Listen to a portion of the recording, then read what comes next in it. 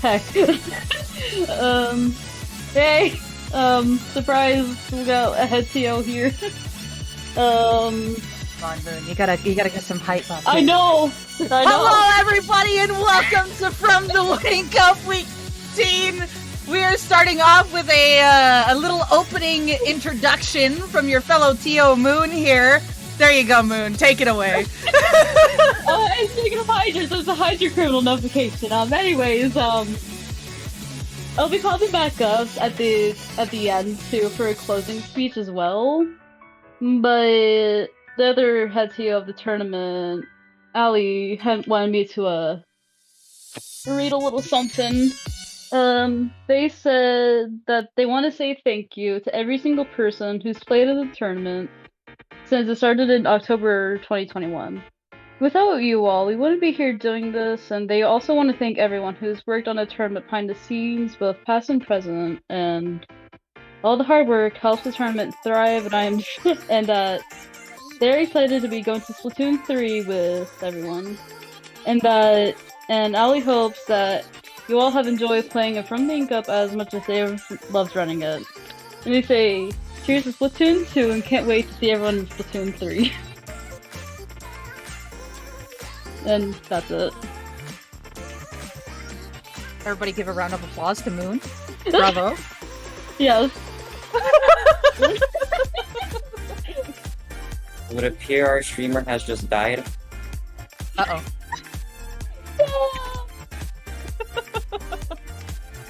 Great start, great start. Anywho, we never really gave other introductions, but hi guys, I'm Devi trying to hype things up, because, you know, final from the ink up of Splatoon 2, so yes, we gotta do that, and I'm joined with Kaiser for the start here. How's it going? As good as it can be. I'm supposed to leave for college in like 2 hours, so... Oh. Yeah. I mean, yeah. hey, I totally have a... I mean, I've got a little lesson I get to do afterwards too for coaching purposes. But you know, we're here to give you all of the live action given from the sets here. So I think we're just waiting for the first round to get started here, so we have some time to kill while we wait for everybody to get loaded into lobby and everything. I see the chat popping off. That's what we like to see. Bravo, hearts. There's the Gengar and we lots gotta of kill woos. time. Okay, where is he? So, who's excited for the test fire tomorrow? Raise your hand. my hand is raised because Bravo. Oh yes. I've been one of the people who have been in the intro to the test fire, practicing the movement for like 12 hours. Oh, I'm gonna be in recon trying to do the roll. All I'm yes. gonna say is I hate the front roll. I can do every other roll fine. I hate the front roll. See, here's a little known fact about me. For those who have joined me, you'll notice that I get directions backwards consistently. It's like my brain's actually put in backwards because I say everything backwards. My latest thing that I've been doing is whenever I say my feet have been painted, I say my, I say that backwards. So instead of like feet painted, it's like Pete fainted. And it's so weird. And I'm like, what did I just say? So it might actually work for me in controls-wise. Some people have asked me, like, why don't you just play inverted? And I'm just like, you know, I don't know. I'm actually used to the controls, but yet when I try to think of directions in my head, it's like, what am I doing? Oh yeah, this way. What is this way? It's just a direction that I cannot remember. This way! Oh. Cybervision. Ooh, Ink Strike. Have fun with that. I stream. Okay, hang on. We're getting. Oh, okay. So we have been told of what our first round is. So bravo with this. Spoilers. And yes, spoilers. So we still got a bit of time to kill, but our first round is going to be a couple team names that you guys might recognize here. I know I definitely do. We've got Pufferfish Party versus Ink Strike Krakens. Definitely names that I have recognized. In fact, like I've recently seen Pufferfish party on stream recently. Do I remember the comps? No, but I have seen the name around several times, so it's great to see them here. Inkstrike Krakens, funny story. I coach their coach, so I've definitely heard of them, and I've run into them, and every sort of bit. So both teams are familiar to me. But again, I don't fully remember comps, so that'll be a surprise, but I'm glad to see a couple names I know. Indeed, and for round one of groups, we should be playing on Spot Zones, Math Maria, TC, Inkblot Art Academy, and Rainmaker Surgeon Shipyard. What are any opinions, Debbie? I cannot remember the order you just said. Okay, opinions here. Game 1 is Manta Maria. Yeah, I see Manta. Aha! The game of who's taking Mast first. If they've got the ranged weapon. If not, it's what's the main control they want to go for? Is the team gonna go for zone first? Is the team gonna kind of get into a formation and push first? Like, I know usually what someone does is like one will go bunker or one will flank the jump, and two will kind of be like on the mid-left area. That way they have their zone painted and then they move to the left.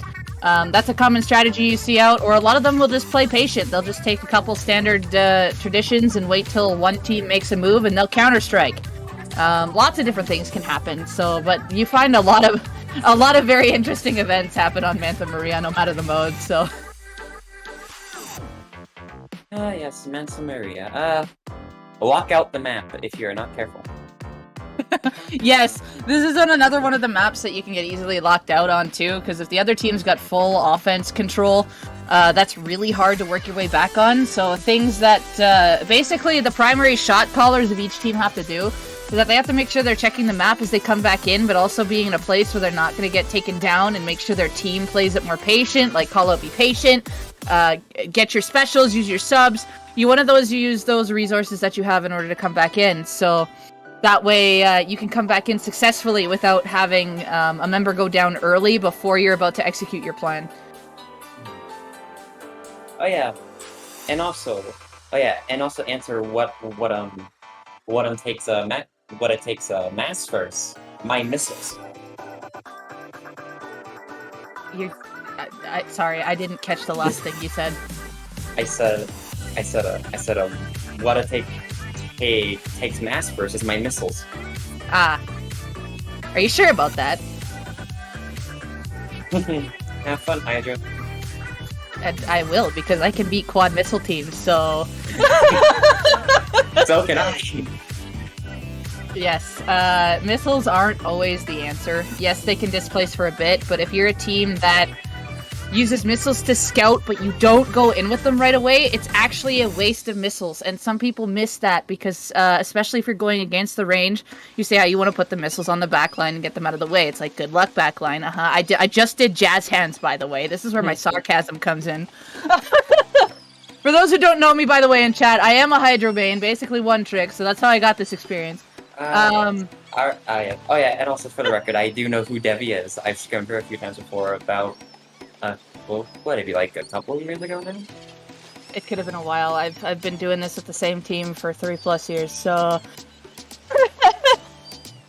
But anywho, yeah, that's kind of a big thing. Like, yes, you want to use the missiles to displace or any displacing special, but remember, you only have a short second time frame to move in where that ranged weapon is displaced. And if you don't take that advantage of it, it's a big loss, because then the ranged weapon will just come back into play, and it's going to make it that much harder to go forward. Naturally, and it's funny, it's a 10 missile be a support player. Ali. Yes, Ali, the head TO on Paint Plus, definitely played them. I got a lot of good sets against Paint Plus. Ali had like 20 missiles lock on her at once. That doesn't surprise me. That's depending on how you play the game, you can get that many out, especially if you don't go down and stay alive. You can get, of course, you get more specials out, no matter what weapon you are. Like, I know I definitely get a proud moment whenever I get the same amount of armors as an NZAP or a junior, as a Sea Hydra. That's always a pretty good win for me. But yeah, it looks like I think we're getting close to getting set up. We'll just find out here. Ah, yes, we are very close to getting going here. It looks like we just need one more. One more from... What? One more. Yep. Moving on to other maps, like there's also, what is it? This is a play all 3. So we have the first game, which is the Zones Manta, and then going on to the next one, which is going to be Tower Inkblot. That's going to be one heck of a second game. Hello, Inkblot. There's been so many great moments on Inkblot. I am one of the Inkblot haters. Yeah, I mean, it's a 50-50 for me. Like, yes, it's a good map, but depending on which weapon you play, you can definitely hate it. I play K-pop primarily in this game. Yeah, that can make sense. Anywho, with Tower Inkblot, after going into it after zones, you're gonna have already an establishment of how the other team is going to play, and that could also transition over to the next game. So if they started off like a burst start, really aggressive, you know what to expect at the start of the next game, and especially when it's tower control, you know they're going to find you, which way they're going to come in. They're going to try to ambush you with probably a special with one staggering behind it, and just push straight forward just to get an early lead, and potentially the checkpoint if they back you up far enough. So it's always good that after the first game, you talk about it with your team, establish like how did that team go in, how do you want to start this next game, how do you want to offense or defense. So like if you know if it's a burst start team, you want to make sure that you have that counter ready to what they're doing, or you still kind of want to match their offense, but make sure there's support to it, like not have anybody alone. So make sure everything is coordinated, communicated, and that's a lot of work on the primary shot caller, yes, but it works around the entire team. So the front line can go in around the corner and be like, hey, there's one hiding around the corner. Shot caller can see it on the map and then establish a play, like, hey, 2 go here, 1 pinch from this side, and voila, you have a play set. I got relatively used to it. It sounds like a lot to manage, but for me it never was that hard to manage it all at once, being the primary shot caller of my former team. Because K-shot and missiles mean I can see basically wherever you are. Yeah, ones with those with the scouting sub specials can also do shot calling really well. I find. So yeah, the K-shots, the NZAPs, weapons with point sensor. Those ones can actually provide a lot of extra info for your teammates, and it's always good to call out when you see it. Even the ones with what is it, like, I know I guess this relies back on backline again, but also those 52 Deco players with the Stingray, they have that kind of infrared vision. They can also I was gonna say, yeah, you can utilize the infrared array to, well, the haunt effective array, you see. Which is something I've done before when I messed around with CJ and solo queue. Okay, so we're finally going into weapon choices. I think I can remember what a couple of... I think Pufferfish Party does run a backline. I could be wrong. Part of me is saying, hey, they have a backline. But I cannot remember. I'm expecting Twig from a Inkstrike Krakens to play K-Pro. I think that's what they primarily do. Oh, yes! Yes. I know they follow that one I remember. I do not text her often. But that's the one person I can remember consistently from. It's because they follow me on Twitter. Yes, I do remember them playing a Kinso weapon, but I couldn't remember if that was their main. I'm pretty sure the last time I ran into them was K-Cup, so that's kind of where my info is coming from, where I ran into them. Otherwise, I don't remember much of their play offhand. But yeah, everyone's setting up, getting ready for the comps. But yeah, I do expect, I'm assuming one team's going to bring a backline, but yeah, we will see. But there could be a lot of hard aggro coming up from Inkstrike Krakens. Probably usually wait for them to run in so we see what's happening. Down to blast off. Chad, are you ready to see some hype gameplay from the Ink Up? Round 1's about to begin. It's Splat Zone, so yeah, don't get too hyped. What do you mean? You know those team fights that happen on zones? You can't tell me those aren't exciting.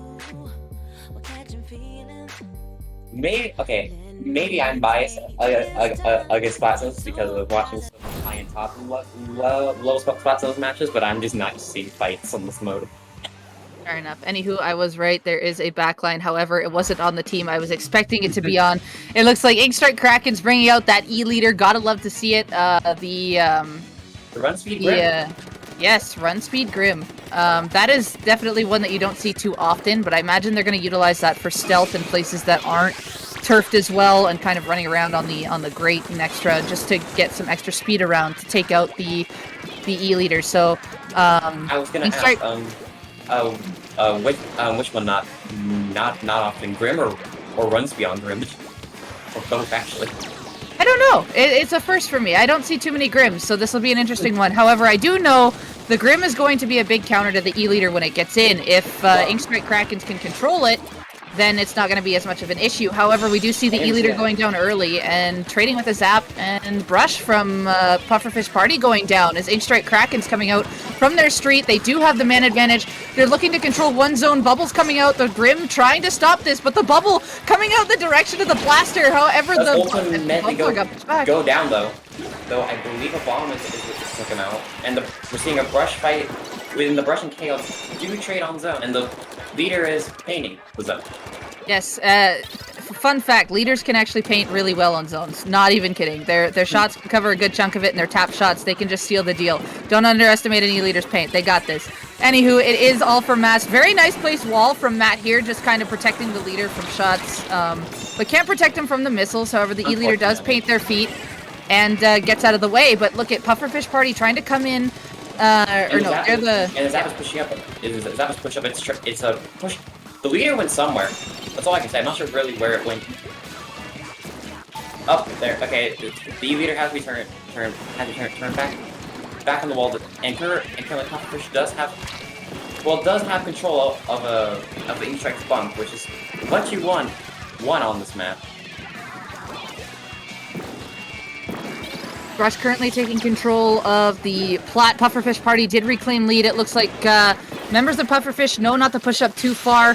Inkstrike Kraken's kind of coming in one at a time. They're not realizing where members of Pufferfish are sitting. They are sitting down below the lockout. The Booyah Bomb does manage to get the trade here. The E-leader does need to watch the ledge.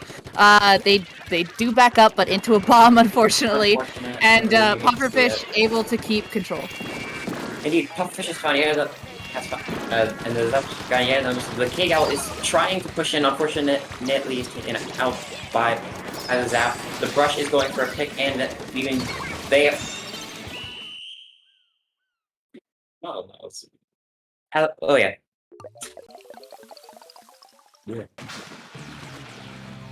So KO there for Pufferfish Party, although there was a pretty good start there for Inkstrike Krakens. The problem was there when they were trying to come in. You could see they were trying to be special coordinated, but they would just play into the member of Pufferfish Party waiting down below. They didn't really clear it with bombs first, especially on a map like Manta. The short-range weapons, if they're going to come out from street or from top, right, you want to make sure you use that sub, whichever one has the lethal sub, to either put it down just below or ahead of you around the corner, so that way it does push the member of the enemy team back. That way you know that if it does hit somebody, you'll have like that little... you'll know you hit somebody, and you can also see that on your map, because you can bomb it, quickly map check, and then go around, because they will be located on your map as soon as they're hit with any of your damage, and it will really help you come back in. But Pufferfish there doing a good job at finding where the leader is, getting it out of the way so it's not going to be the big of a threat, and locking successfully. Indeed. And with that, we're now moving on to TC Inkblot. TC Inkblot. So we know one team is running a backline. I don't know if the leader's going to come back out here. We might see a Splat Charger instead if they do play Chargers. For Pufferfish Party, they are running midline and aggressive, so they are going to have a lot of underneath plat control, which can be definitely scary. And tower, if they bring the Grim back, the Grim's going to be a huge tower objective player and path clear in general, so that would be huge.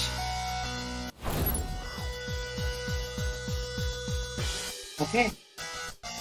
And with that, we are now on to round 2. Or yeah, round 2. Wait, game 2 or round 1? Game 2, currently 1-0 Pufferfish Party. The E-Leader does come back. We see a Squeezer coming out. K-Charger coming out from Pufferfish Party.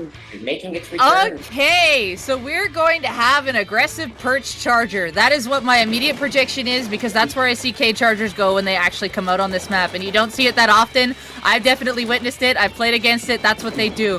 So we'll see if this Charger's going to do the same thing. And look at that. The K-Charger spots out the E-Leader and gets that 1v1 win. Mm-hmm. Very, very quick aggro of positioning from a Charger. Not exactly the thing you're used to seeing from a Charger. But well, here's the thing. You gotta, if you want to take advantage of something, you use kind of like your secret hidden card, right?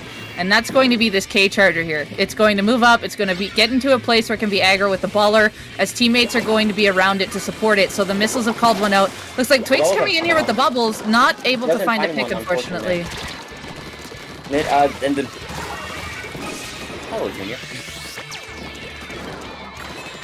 And yeah, and I currently it's just E-Leader and Char. It's just the. Never mind, the Charger and K-Shot have both gone down. The initial tracking is now heavily staggered. Pufferfish can get up to the second check. Is actually probably about to go through the next checkpoint. The Charger's in a pretty good place here. However, their Tower Rider does go down. It's just the Charger and Logan. But look at this K-Charger go. This Charger knows what it's doing. It's got its angle sorted out. Like, this is why it's running it. They wouldn't run it for no reason. So there is a method to their madness, and I love to see it. Pretty sure the Charger is still also in their base, which is. Yep. I don't think I was quite ready to say that when I woke up this morning. But that's a K-Charger. I mean, do you ever expect the backline to be fully that aggressive at someone's base? Not most do. Anywho, we see A-Strike Krakens. They do finally get a neutral play back in mid, but the brush from Pufferfish Party able to pinch with the teammate on that left side there, as we see from this angle. Bubbles trying to come out from Inkstrike. They're kind of all separated right now. We see one trying to take a fight on the left, one was trying to take a fight in mid, and one was trying to take a fight on the right. Inkstrike now needs to come back here, regroup, find their place together, have the E-Leader cover them, so that way they can take down Pufferfish, who is coming in as a group, and that's the big down factor right now, and reason why Pufferfish is going so well. And two good shots. Woo! And two incredible bull shots from the K-Charger. Leaving just the leader. The E-Leader has found the zap. I think the K-Charger is gonna handle this himself. He's trying to use that sprinkler. Unfortunately, the sprinkler will still does not kill in this game, and never will again. Why Nintendo? But look at this movement from Pufferfish. Finally, what is it? Inkstrike here, trying to look around, but however, the leader doesn't quite see the brush come up, does manage to push it out. The leader, I don't know if it's put any mines down, but that's another good thing. If the leader wants to perch somewhere, they want to make sure they have mines around, even in places where you don't think someone's going to be, because they can paint your feet after, they can paint your feet after missiles and stuff like that, and here the leader didn't see where the Charger was and got out-peaked by it. Even though it did have right-side advantage, it did get outdone. Inkstrike Krakens here, finally in mid. They do have the opportunity to control it. Taken back mid one. Oh, once again, they do have armor and bubbles ready. Close to it. Well, right as I speak. Never mind, they no longer have armor. Commentate is cursed, ladies and gentlemen. Two half and down on the side. Inkstrike check forcing one to jump out. The E-Leader is trying to find the Junior, cannot. The brush is going to come in and save the Junior. And the Junior is going to smartly back off plat, knowing that it was weak from the zap. Junior here's in a really nice spot, like getting paint control, chucking bombs. That's the most pressure they want to do. And Inkstrike Krakens here, they have two specials at the ready. They do have bubbles and missiles. However, the missiles looks like they just went off, but the Missler did go down in the corner. Bubbles coming out. Specials just kind of coming out on their own here. They're not really finding any picks from it either. They're just getting picked off one by one. And we see the Junior still taking one side. The Charger's going to move up as the other does. They do have Baller at the ready, so they aren't afraid of this K-shot. In fact, they're just going to go here and try to blow someone up. However, the ramp does barely protect them. Unfortunate ramp. and try to find a nice shot on Weave onto the squeezer, and it's currently fighting the K shot. And ooh, you hate to see the K shot. RNG. It wasn't quite, it wasn't even RNG. You could even see from the spec cam that the aim wasn't fully on, so the K-Charger did come out, alive, but, is taking a lot of good positions here, and, we see the Logan coming in, just finishing the members of Inkstrike Krakens who are coming in, one at a time. I'll definitely say, it's not ready for K-Charger. Although I'm betting we'll see it again later in the tournament, as we usually seem to do when I think about it.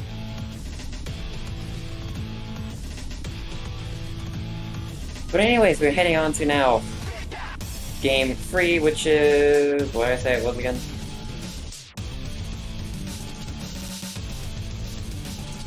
Game 3 on Clambett's Humpback. Clam's Humpback, alright. Clamlet Betty, you go first as backline. What do you think? As a backline, you want the backline perspective on this map? I would imagine. There are two ways you can play this map. You can play guard left or guard right, and basically mid control. Or you can go Slayer right, Slayer left, and under basket control. It depends on how your team plays. So what we've seen is that Pufferfish Party has a one that can play. No, are we on Clem's Humpback?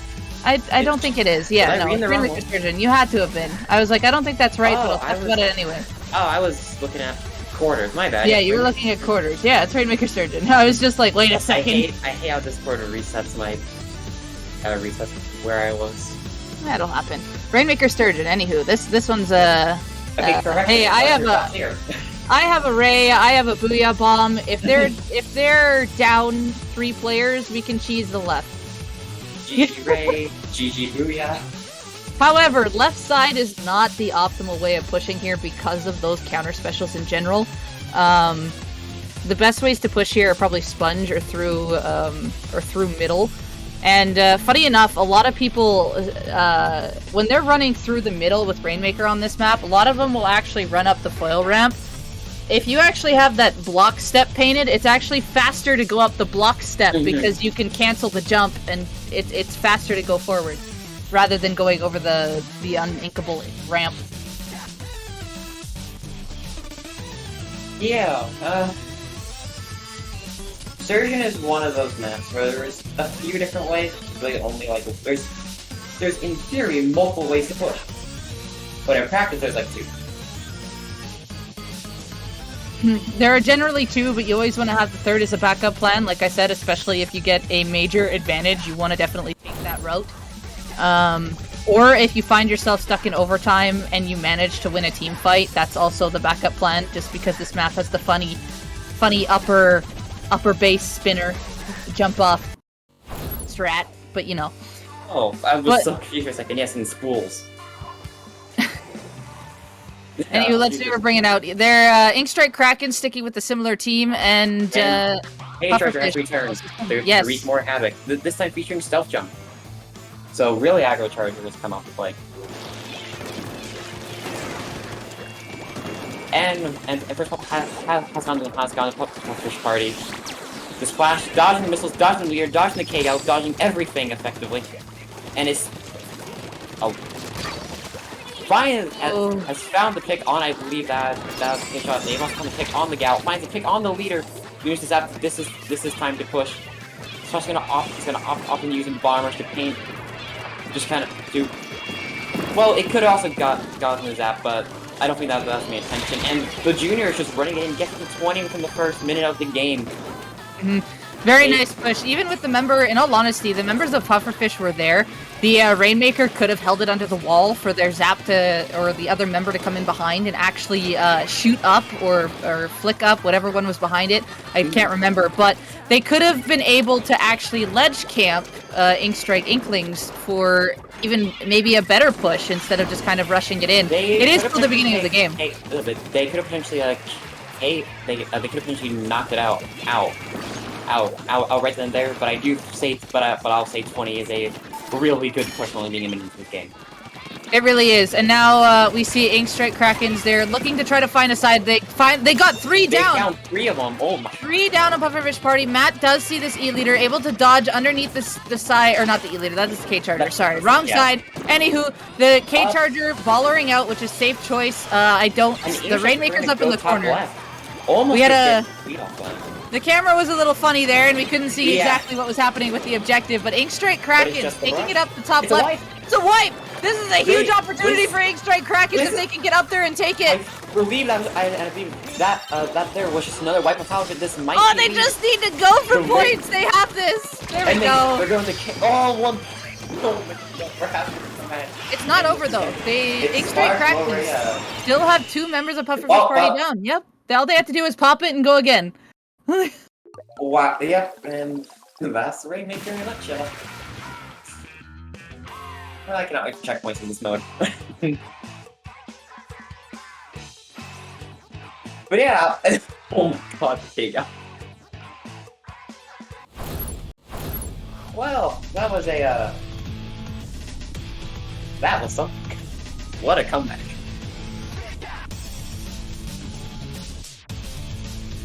But yeah, even though Pufferfish Party took 2-0, Inkstrike Krakens able to come back in Rainmaker. They were able to, you could see, they actually moved up together on a side. And they did effectively get those wipes. And I wouldn't be surprised if Pufferfish Party was just like, okay, this worked last time. We were able to play really aggro on them and we could basically solo them. I wouldn't be surprised if they were feeling a little cocky after that and tried to use that as their advantage. But Inkstrike Krakens catching it and punishing it. You could see it in the middle there. We couldn't quite see how the push on the left went or how really the wipe truly happened. But that is just my initial guess from what I could see from the spectator cam. Is that Pufferfish did initially try to use their mechanical skills over their team skills in that fight. And that's something still, and I'll say that'll be a pretty... So talking about the future going forward, independent play is going to be, Ice is going to be very good in Splatoon 3, but Splatoon 2 is still, you still want to focus on team play rather than individual play.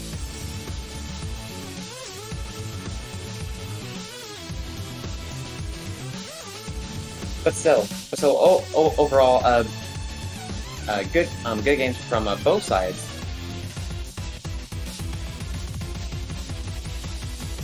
And we shall be heading into round 2 with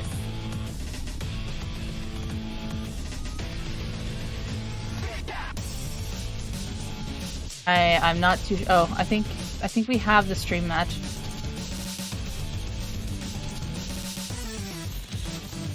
Okay, I guess we can just keep on rolling here, because keep on blabbing. Yes, we can just keep on going here. I was just trying to figure out, how we were doing things here. But anywho, round 2 match has been, posted, and the teams we're going to see is... the Elder Pickup versus Squidbucks. I mean, they have coffee on it, so it has to be Squidbucks, right? So, Squidbucks looks like has a couple, I think there are a couple members that I recognize, but I can't fully remember. It could be a different thing. Yeah, it's gotta be a different, because I know 2 other comp players No, not Mars. Okay. What is it? Astra and Coffee. I know that there's 2 other players that have like the same name, and I mix them up all the time. So Yeah, I thought for a second you were referring to Mars, because there is another Mars, former Sport Serious, who is banned from the tournament. Yeah, no, what is it? I'm not gonna lie, I honestly forgot about that until it was mentioned. Damn, I do know, yeah. My memory of certain people is not great if I haven't, like, interacted with them or come across them, so you have to bear with me. But I do love the name of the Elder Pickups too. It's a good one. It's a good one. I believe I've seen them before, but to my knowledge, it was a while ago. But maybe it was them a while ago.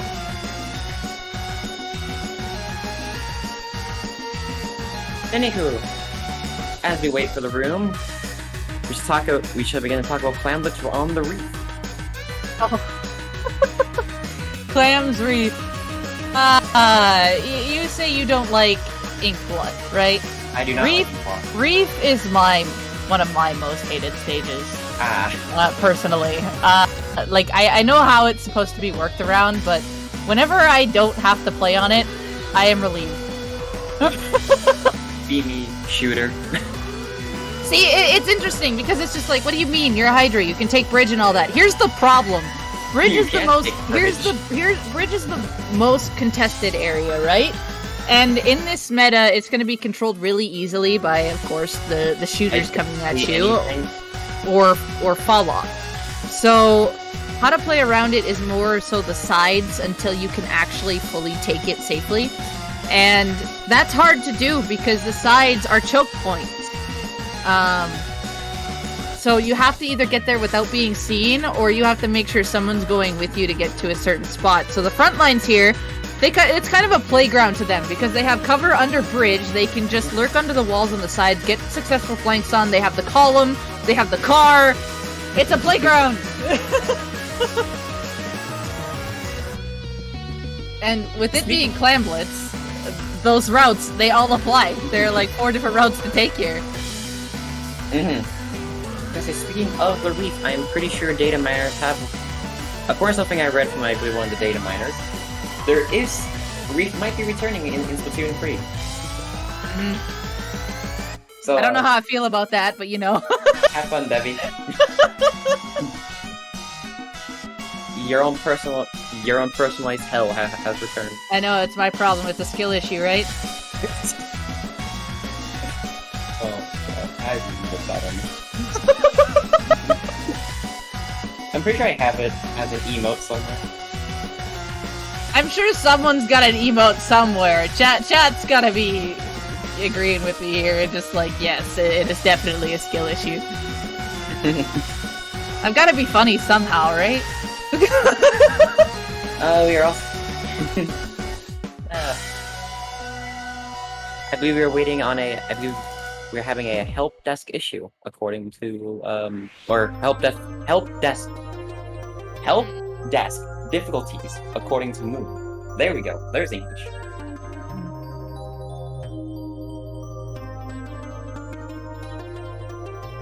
Speaking of languages, I have decided to torture myself in college and take both Japanese and German. Oh. They are back to back. They're back to So yeah. Oh. See, usually I like classes that go back to back when they have like similar things coming back and forth. But when they don't, it's like now I've got to completely flip-flop my brain and be like, okay, I'm just gonna take this this memory chip out and put this memory chip in. I wish it was that easy. Well, let's see here. I start off speaking English, then I gotta speak Japanese, then I gotta speak German, then I go back to English. Ooh.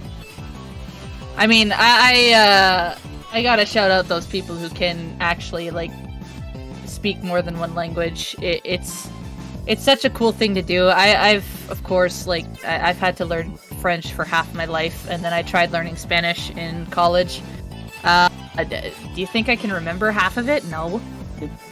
I can pick out bits and pieces of French, but not as much Spanish, just because I didn't have as much time with it, and it was so rapid, I just couldn't get it down no matter how much time I put into it. So learning other languages are really difficult for me, but I find I am able to really master the language of gibberish, though.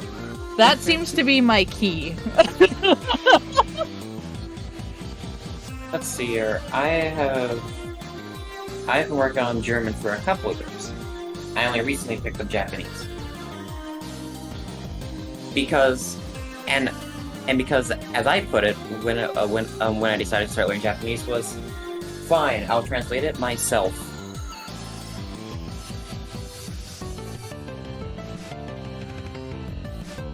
Because Splatoon community and you're better off learning Japanese and English. Those are your main two.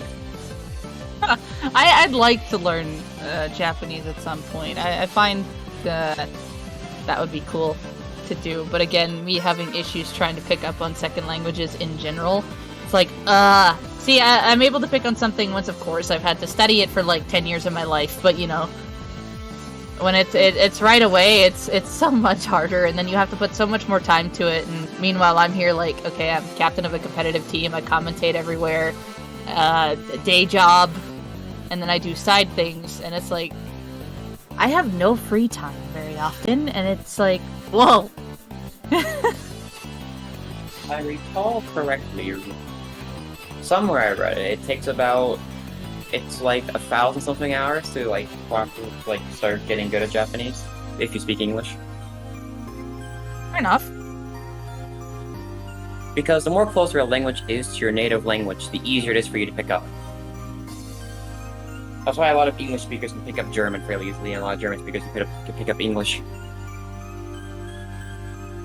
Because German and English are, well, related, or at least used to be, before English decided to take every other language as part of itself. Let's see here, we have English, we have a mix of Latin, French, and German. Alright, it looks like we finally have our round 2 teams in the lobby, and they are going to be getting prepped to go here probably any minute now. So going back to the rounds, of course we see Clams the Reef. You know, I had the maps open a second ago, and then I changed chats. My life. Oh, Splat Zones, Anchovy, and, or as we like to call it, Anko 5, and then TC main stage is the maps we're going to be seeing here. But finally, going on to Clams the Reef, I honestly don't remember what to expect from these two teams. I do recognize a couple of the names, though.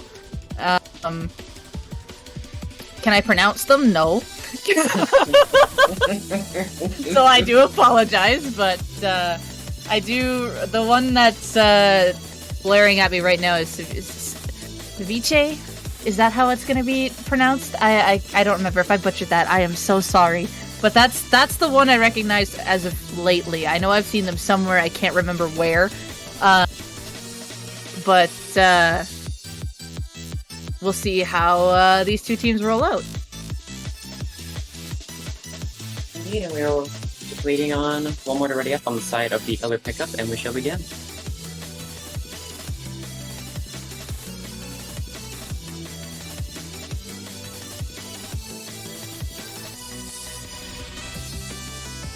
So for both these teams, depending on which team they want, I guess they can, like I said, they can play it one of two ways. They can either control bridge first, or they can approach from a different side first, because some teams will take a wing first and then go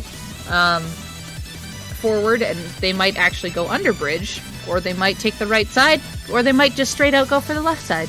There's so many options to open on this map, but it's, do they really want the bridge control first, or do they want to try to get a fight out? And it also depends on the mode of which, if you want bridge or not. That's true. Like in Rainmaker, you don't necessarily need it right away. In fact, it's not even as big as an issue. But the other three, it is a big power spot.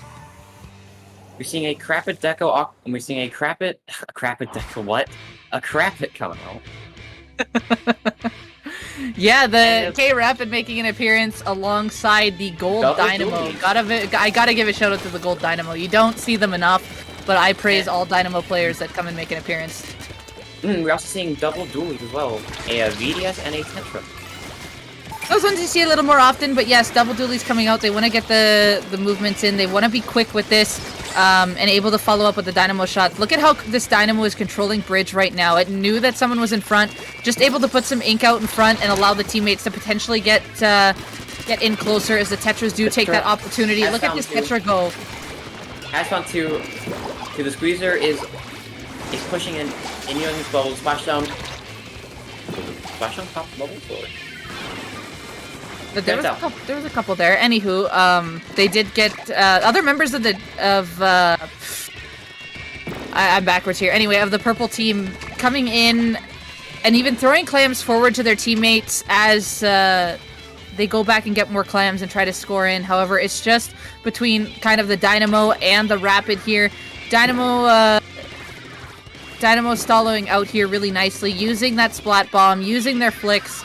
There's a Power Clam ready to come in, but they might just want to save that for another push. Oh, they went for it! They went and for it was going to be unfortunate. too late. Yes, I think a big thing there was for someone to call out that the push has finished, and they could have backed up and saved that clam and went in again. I'll also say, just a quick reminder, the purple team is a Squidbucks, and our orange team is the Elder Pickup.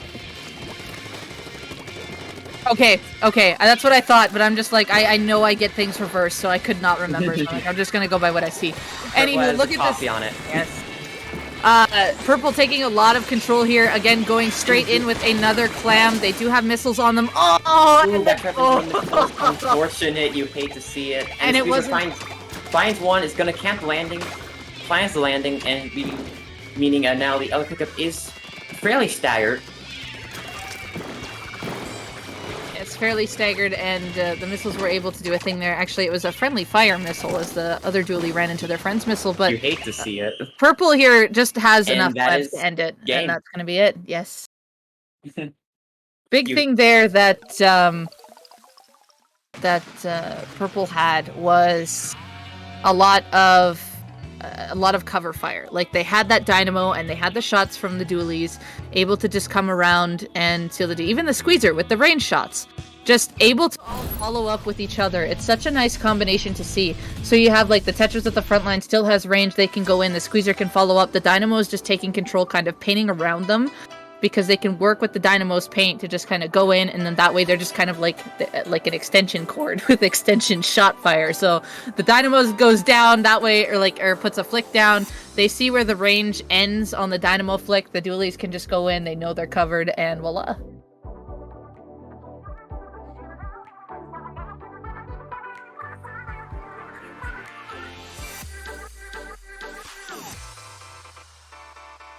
Okay, but going into round 2, we got Splat Zones Anchovy, or Anco 5, as I know me and a few others like to call it for fun. So we know they have a Dynamo. We know Coffee has a Dynamo here. If they stay Dynamo, that would be cool to see. Because the Dynamo can do a lot of damage when up on a fan. But its counterpart is going to be a mid-range weapon from the opposing team's arcade/snipe. But yes, can be very deadly up on the fans, especially if they're going to run these mid-range dualies, Squeezer. The front line may change. They might just keep it relatively similar, but they've got a plan for the comp that we can see here. And even just seeing the weapons in general, you can see how well they synergize with each other. And even as a team, they're going in together, they're 2v1ing and everything out here. So what the Elder pickups need to realize is that this is how they're doing. They're actually doing synergized pushes. They need to be aware of these bubbles that come out, and they want to either be there to make sure the bubbles don't insta-pop, or if they don't have any resources, they need to just back up as soon as they know that the other team has like 2 specials, they're moving in. That could mean a lot of splatting. So... Indeed, and we are underway with game 2. Right? Yeah, but is this game 2? Yeah, it's game 2. This is game 2. And we're seeing a K-Pro Squeezer.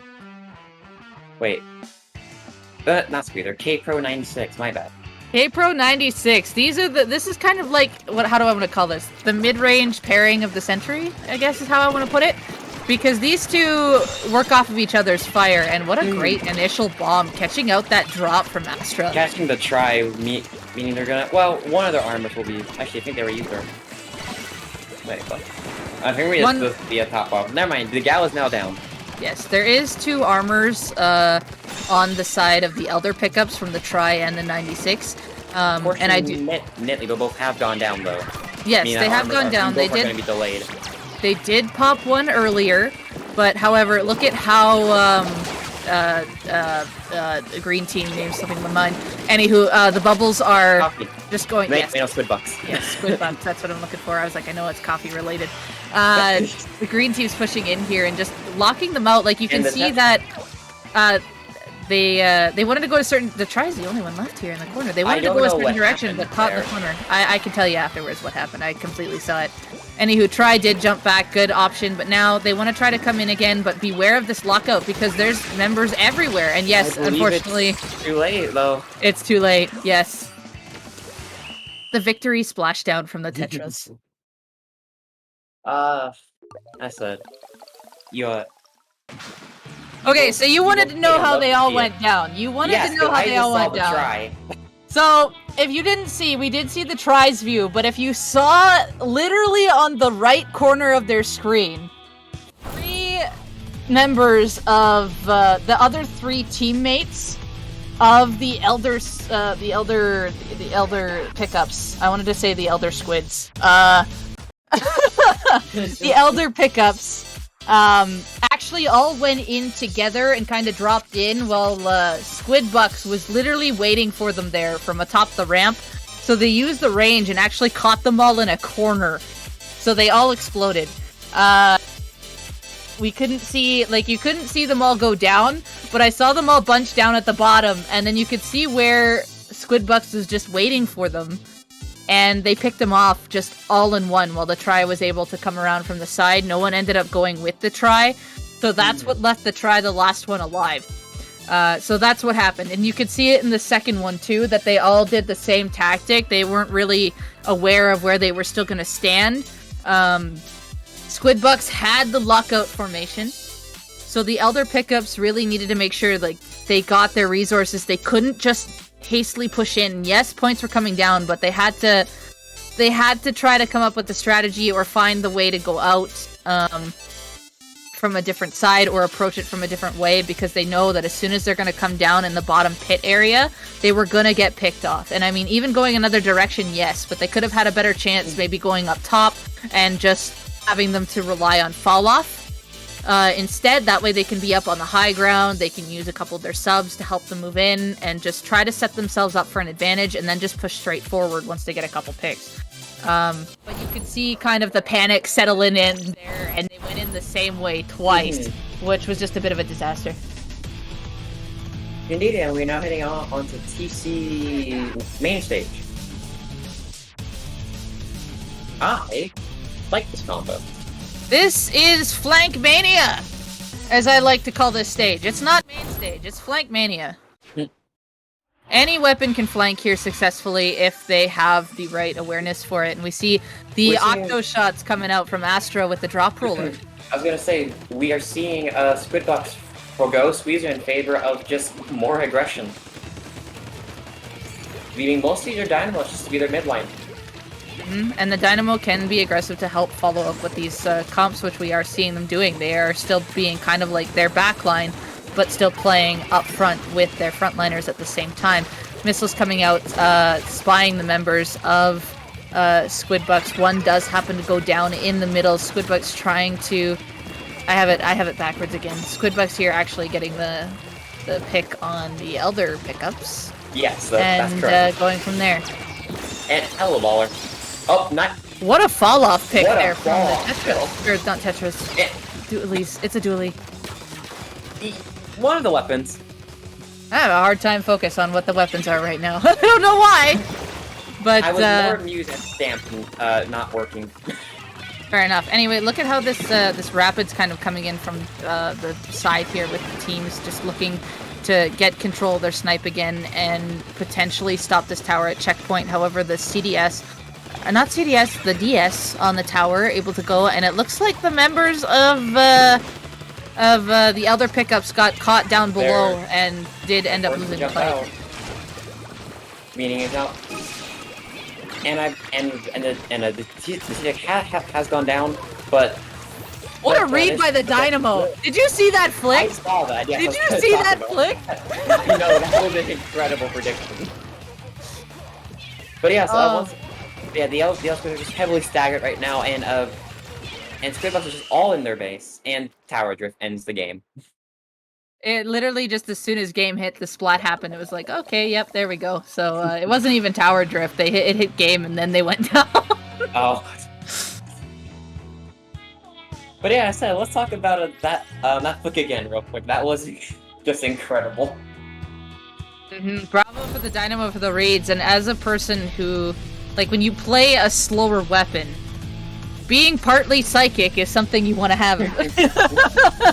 You just you figure out how the enemy team is going to spawn in, and after the last 2 games, I am pretty sure Squidbucks could realize how the other pickups were coming back in, kind of more panicky, and like, okay, we gotta rush objective, so the Dynamo just knew which way to flick. They read where it was gonna go, or got called out from a missile, because they did have a missile, and the Dynamo just went in that direction, and Warlock caught them off guard, while the other member, of course, getting caught by it, but not realizing, hey, that's something a Dynamo can hit, especially when it's in mid-swing. Yeah, when a Dynamo works, it works. But unfortunately, most of the time it does not. Please fix that, Nintendo.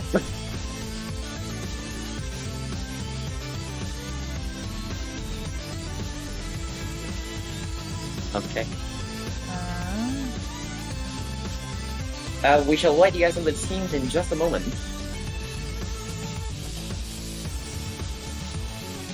We can probably take a break here. So yeah, it looks like we'll just be waiting for it looks like one team's already in here. We'll just have to wait for the second team, but it could take a bit for the round to end. So everybody stand up, go get some water, do what you need to do. We'll be right back with round 3 from the Ink Cup.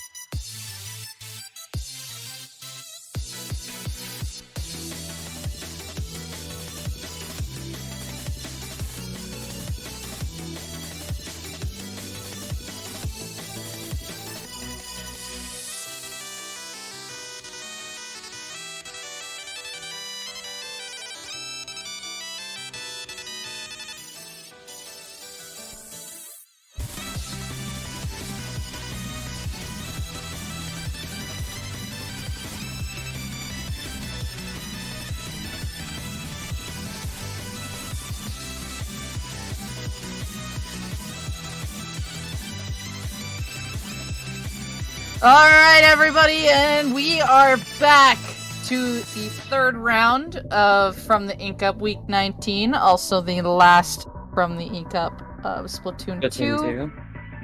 My name's Devi, I'm joined here by Kaiser, and we are... and we are going into, of course, the third round. Third round of groups, which will also be our last for commentating. Yes, this will be our last one, so... however, there's still time. You still get to hear our wonderful voices, unless if you guys are sick of us. I mean, I don't know. What did I do to you? Anywho, the teams we're about to see are Inkzuka Ink and versus C-Buns. And we shall be starting off on... Just a double check, like... We're starting off on Rainmaker Snapper Canal. Ooh. Now, this game can either be 30 seconds... Or 5 minutes. Or 5 minutes, yes. Yeah, there's no in between. It's got such a straight path forward if someone gets an initial team wipe immediately, that it's just that quick, and they all move up with it. Otherwise, the next bet is going, of course, down that left path, where a lot will favor, and then they go... they'll go up there and then they'll use a field specialist to clear up the top and just get their push from there. Another thing that teams like to do is that they'll like to swim up the... It's still the left path, but the right block. When going up, that also gets them a decent number of points if they just kind of Especially if you jump over. Yep. Bloblobber and Vijay. Again. Against... A brush and a roller. Against the double roller correction. Yeah, 2 rollers and a brush. This is the team flicks. Yes, indeed. We have team 2 flicks and a snap in bonk. And look at that, the Dynamo coming in aggressively. It's not the K roller that's coming in on the side, but this vanilla Dynamo here looking to add a lot of pressure on the snipe here. However, backing up to the charger, does opt to take the Rainmaker, is following their K roller's lead, but the blobs! Unfortunately, the blob says no. Oh man, they just didn't predict the blobs there on their tracking, and they did go down to it. But good job on the blob for just putting them ahead of where the Rainmaker was swimming to be able to get that pick. Oh, this is an interesting pathway. However, Stingray says hello, plus Dynamo. Oh, can the blob get the Dynamo too? I think they were just one blob off. I believe so. They're like one blob. Something Hammer. the... Oh!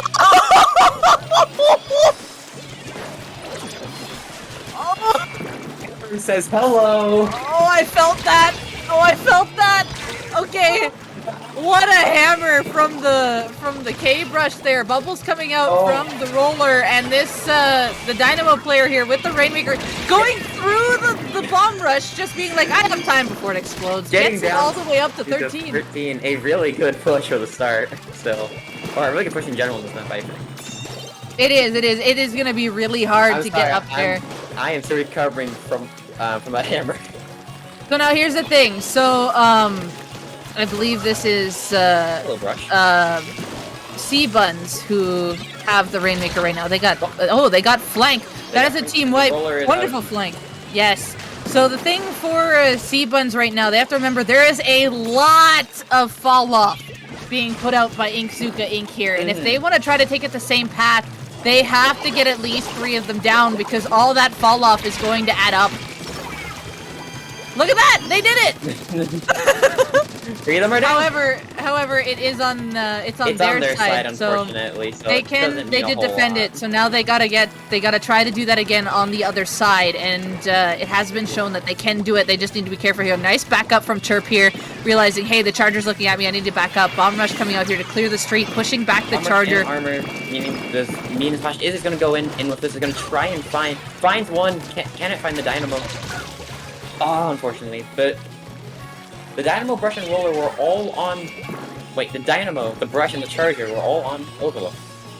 Yeah, they were all in the same area, which looks... What a bomb pick there. What a bomb. Of course. That is the #1 spot for suction bombs, is the What is Go it? The Oh! okay. Another This hammer is getting some tasty picks here. Oh, the bubbles. The bubbles. Bomb combo by I don't know if that's option. Well, I think I forgot to throw out a bomb beforehand too. So. The bubbles were such a nice play there. Unfortunately, they did get trapped in the corner, so the Rainmaker couldn't hide in them going up the ramp. This blob here just doing a good job zoning out, but the Charger able to finally get it picked up. No, thank you. Come back later. Even though their team is down, the Charger there was just holding some pressure, however, does get caught by this Splash here. This Splash is doing a good job trying to initiate as well. We saw them try to go up for those picks on Snipe. It was just unfortunate that they did get outnumbered, but look at Chirp go! Look at Chirp go! Something I'm noticing as well is that as soon as Chirp gets Bomb Rush, they are popping it, rather than waiting for a push to pop it ahead.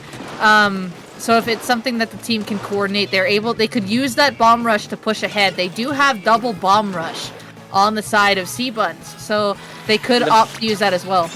Brush is flanking, and the Brush is currently on a... They don't know! Yeah, on one of the team side, I could not tell you. Oh, however, what is it? It missed the initial flank here. Still might be able to get two. I think the Splash might be able to catch it off guard, or the blob. Blob for protection. It was a really good flank there. Unfortunately, just missed a couple of targets. Did opt to go in, but goes down in return. C-Buns here is in the disadvantage. Is in right in the jump line of sight to a Charger, but is able to survive. I noticed the Splash opting to pick it up here, and they're going a little bit ahead of the game. From what you can see, they're not really waiting for their teammates to push up and clear a path for them. In fact, it was actually the Splash that picked up the Rainmaker, so their lead aggression person was taking your base to start off the last 10. Yeah, it's 10 seconds, and with this fall-off team, this is a prime spot to hold it. Like, you have all of the fall-off above these corners. It's not in a spot where even if it gets picked down, you can just back up and still use all the fall-off. And they knew C-Buns were in mid, so they knew what they were doing here. And once again, I said, this map either is 3 seconds or 5 minutes. And it did go. Did go towards the end. But yeah, nice job by both teams there.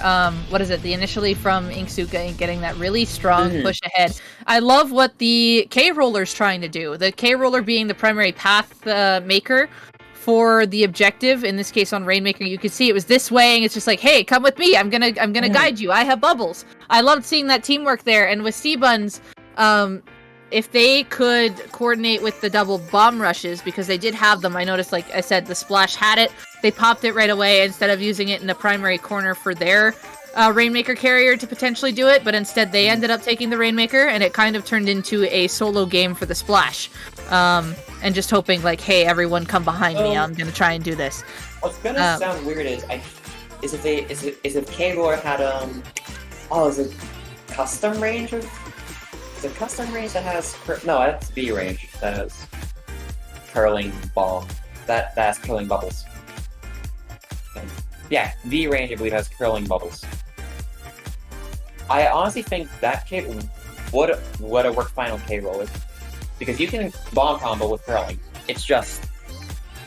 incredibly stupid. I still don't mind the Splat Bomb in all honesty. Like, Splat Bomb's just great to have on certain maps just to roll them under the feet and catch someone off guard. Yeah, I agree, but I also think more like mobility out of roller, having a curling is amazing. Yeah, well, with already having it on the vanilla kit, it's definitely not going to be on the Quinta kit, so... But yeah, we're coming to Clamblitz Mako, so this is actually going to be a field trip if we're coming out with the fall-off comp again.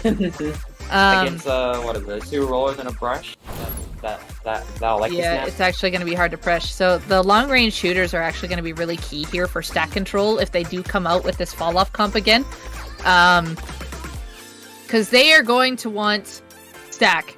And the range shooters can get them off of it so that they can just keep them off of it, because it's going to be harder for them to shoot straight up and get there, because the ones with the splat bombs or just the bombs to put underneath are going to be able to catch them off guard down below. So yes, here we come. The Charger's going to zone back, and the fall off is going to try to take control in the high ground and go down. I notice also that the Dynamo's running more booyahs, and the Chargers are also running more specials.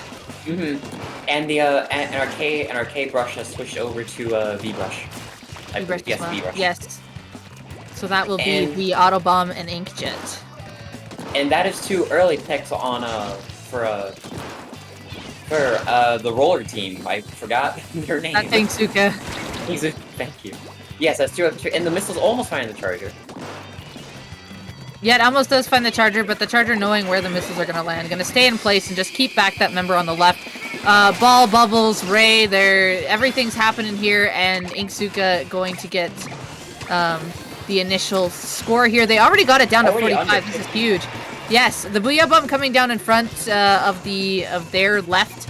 Dynamo going in, getting a trade. The Charger's kind of the last one over here, but the Brush is flanking on the corner. I didn't even see it from the spec cam here.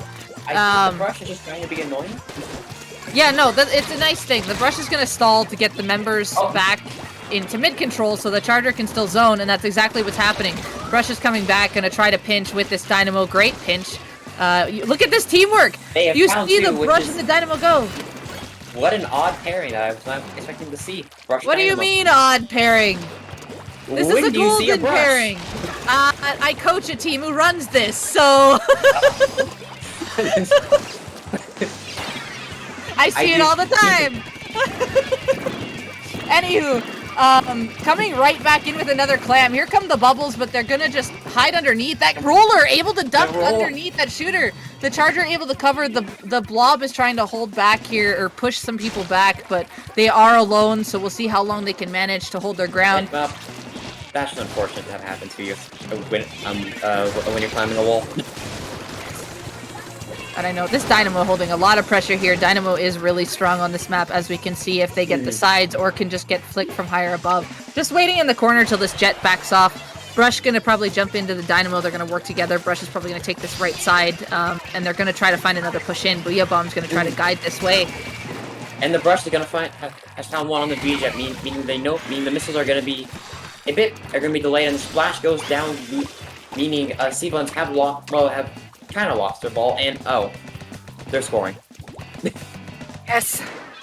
The Inksuka has gone to score, and it looked like C-Buns wanted to try to get a push in. It's game, and I noticed C-Buns on the other hand, they were still holding forward actually.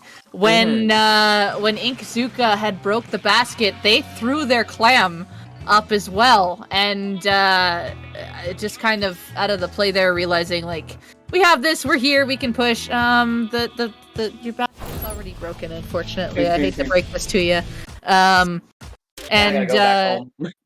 it was just the splash trying to defend whatever could, but lots of pressure coming out from Inksuka, and if you're not used to a unusual comp like the triple fall off being thrown at you from Inksuka, it's going to be a lot harder to focus. So that's why Sea Bunnies really had to utilize their range weapons, which was their dualies, their jet.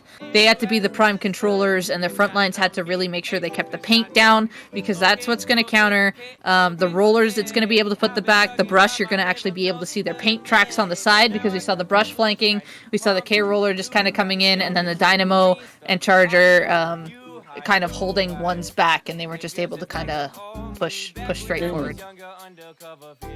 Next up, we are heading on to Splat Zones Piranha Pit. This would happen to me, my home turf. This would happen to be one of my least favorite maps.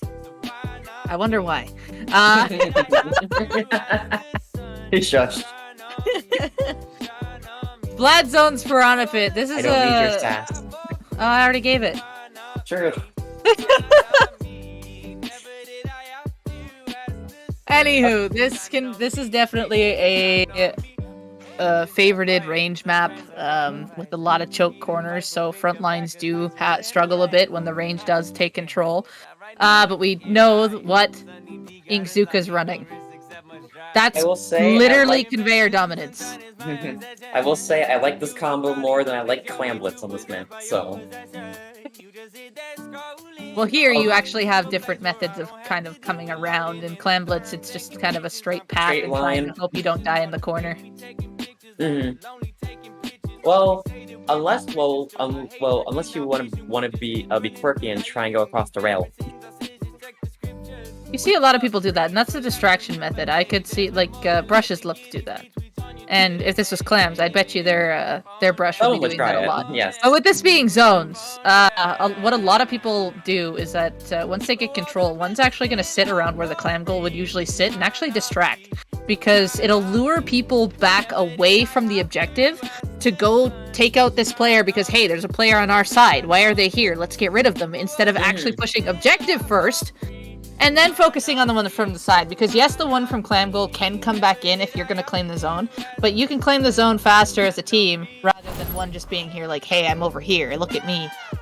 It's and a lot of people forget to prioritize objective over the player that's not even in play. Sometimes you don't even have to go for that player. You can just rush for the other three and have the man advantage.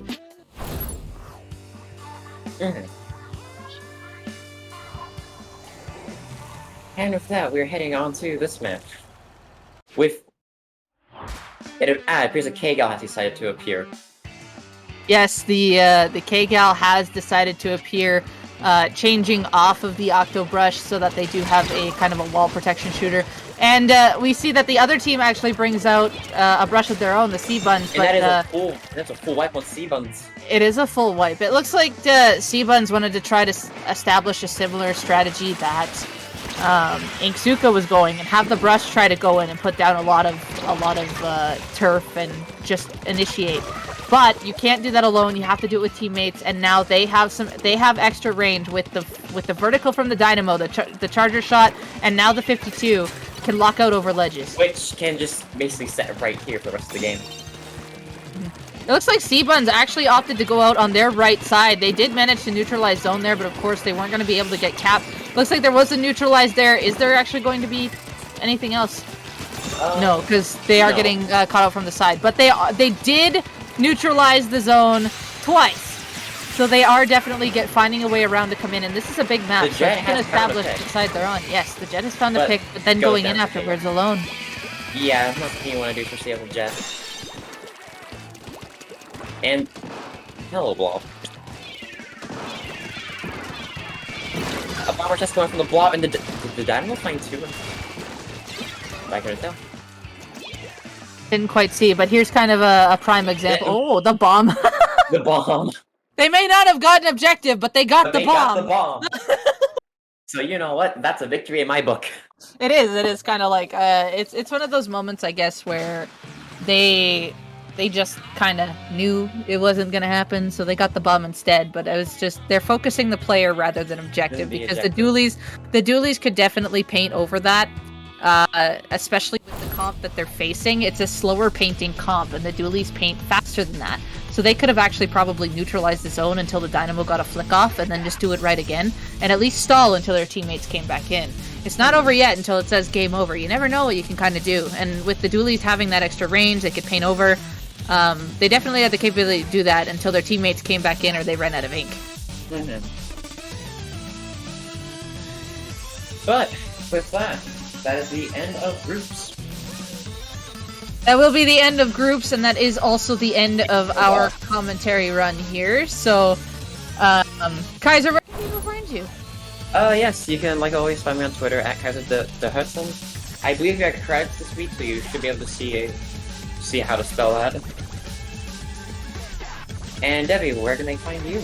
If people want to see me around, you can find me on Twitter at DeviDoovie, Twitch Devi_Doovie. I usually try to stream on Mondays. We've been doing Hydra Crimes with, of course, we've mentioned this earlier. I do Hydra Crimes with Moon, which is one of the head TOs here of this tournament. So yes, we do that on Monday where we go Quad Hydra and Fend. And you can find me on YouTube, actually, at DeviDoovie. Episode 2 of Hydra Crimes just came out, so people can check that out as well. Yes, and you can also, I believe, find both of us in the friendly Ink Up server. I don't know if you're in there or not, but I am in there if you ever want to, if you have questions. I'm in the staff server, Close but enough. I am in a lot of other places too, like, I think the most primary one I've been in lately is in Squid School, for those who know Squid School, and all that, but, yeah, so we are going to hand the mic over to Div and Day, and hopefully the chat has... totally not confusing. And, chat, have a great night, don't go anywhere, as, your new comms will be back with Bracket Stage. Indeed. until next time, or well, until Splatoon 3. Cheers!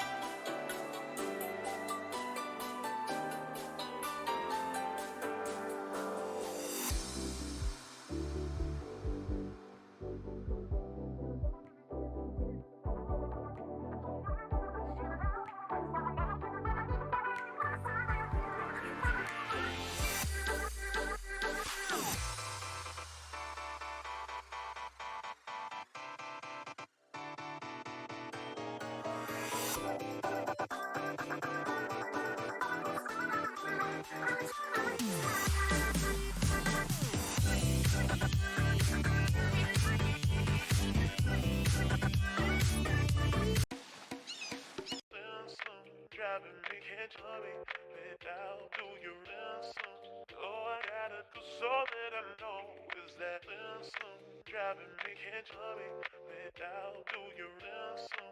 Oh, I gotta, 'cause all that I know is that.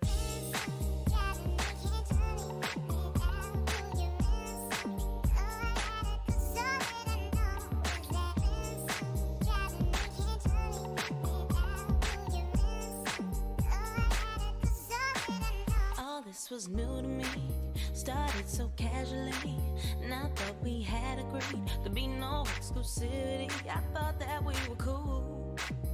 I didn't know you were catching feelings. Let me take this time to apologize for anything I did that made you think otherwise. I am not the one, I'm trouble and fun, not looking for love, but I guess you didn't know.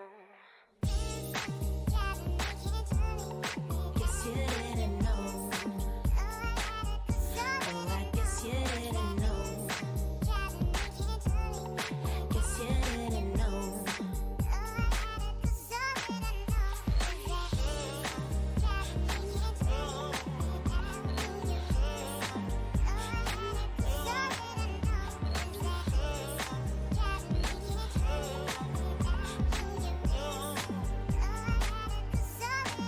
How would you wanna be? Ooh, baby, can't you see? There ain't no guarantee. There's only casualty. You thought that I would change, but I'm staying the same. I don't wanna fall. Let me take this time to apologize, 'cause I have no intentions of staying by your side. I'm not your girl, I'm lost in this world, not looking for somebody to hold, but I guess you didn't know. Guess you didn't know. Oh, I guess you didn't know. Guess you didn't know.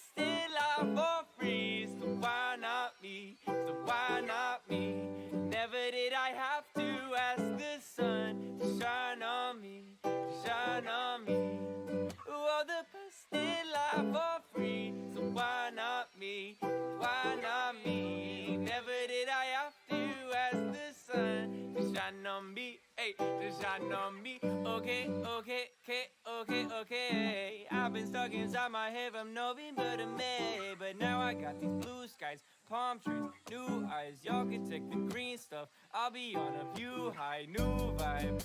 And it feels just like the old me. Back when I was younger, undercover, feeling so free. Ghost you, but you better never ghost me. I'm an introvert, but man, this weather's got me hosting. Oh, the best in life for free. So why not me? So why not me? Never did I have to ask the sun to shine on me, shine on me. Oh, the best in life for free. So why not me? Why not me? Never did I have to ask the sun to shine on me. Hey, to shine on me. Hey, this that fire. Sunshine, so grab a visor. Peter Piper picked up back of switches and a lighter.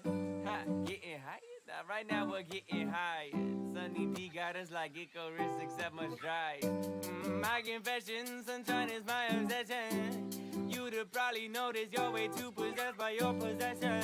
You just hit that scrolling. I'm going to a place where I don't have to deal with loading in the terms and conditions. I'm concerned with the traditions while the fake be taking pictures. All the lonely taking pictures. We say that we're all Christians, still got hatred in our vision. We're just kids running through life and comparisons. I say just check the scriptures.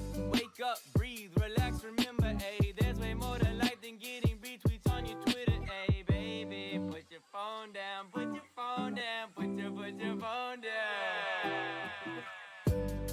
Oh, the best in life for free. So why not me? So why not me? Never did I have to ask the sun to shine on me, shine on me.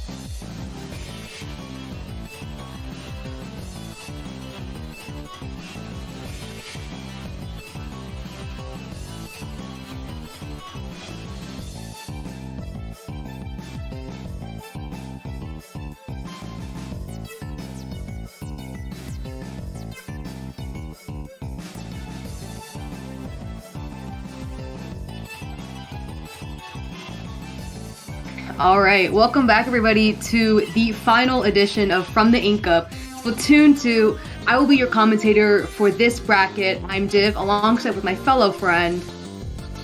Hi, my name is Dave. That's sweet, sweet. Alright, so this is round 1 for Top Cut. We do have Skill Issue versus Gaslight Gatekeep Girl Boss. Wow, what a really good name. On our first map, Tower. Yeah, crazy name actually. GGG for sure. And our map will be Tower Control Starfish. So any comments on that or any of the teams, Day?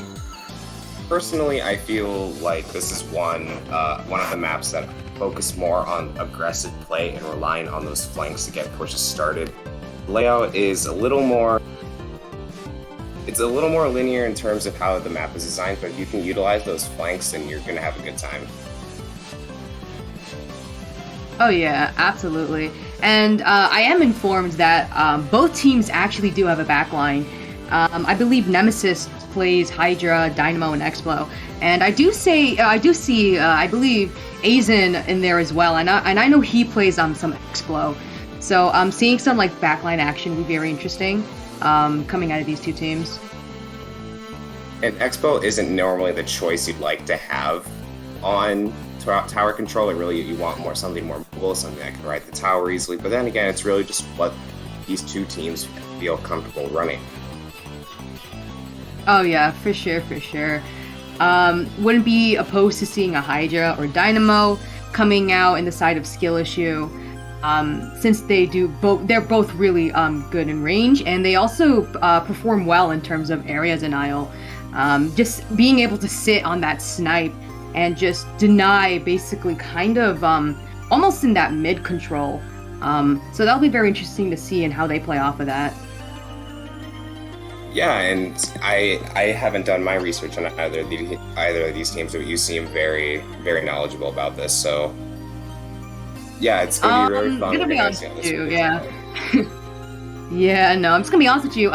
Just looking at Sendu Inc., just going off of that. You know, yeah, a lot of teams have Sendu Inc., and this is also a call out to starting teams as well.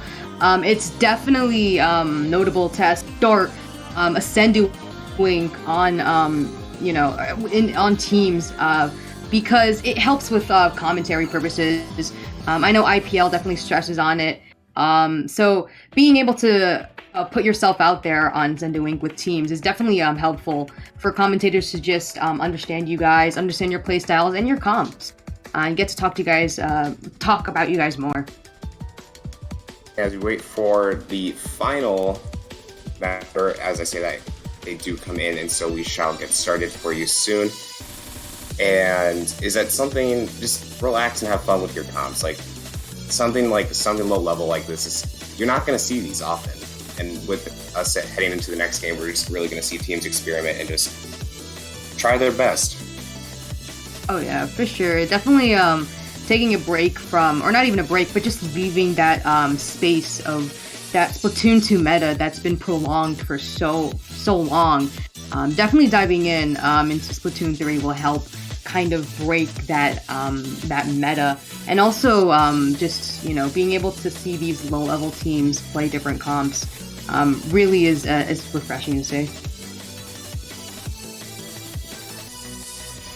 Yeah, and when we see just how these teams will perform, it'll be very exciting to see which teams are going to be battling it out later for the grand brackets and the third or bronze. Absolutely. Right now we're just waiting for our teams to pick their comps. Really excited to see what they have to offer here.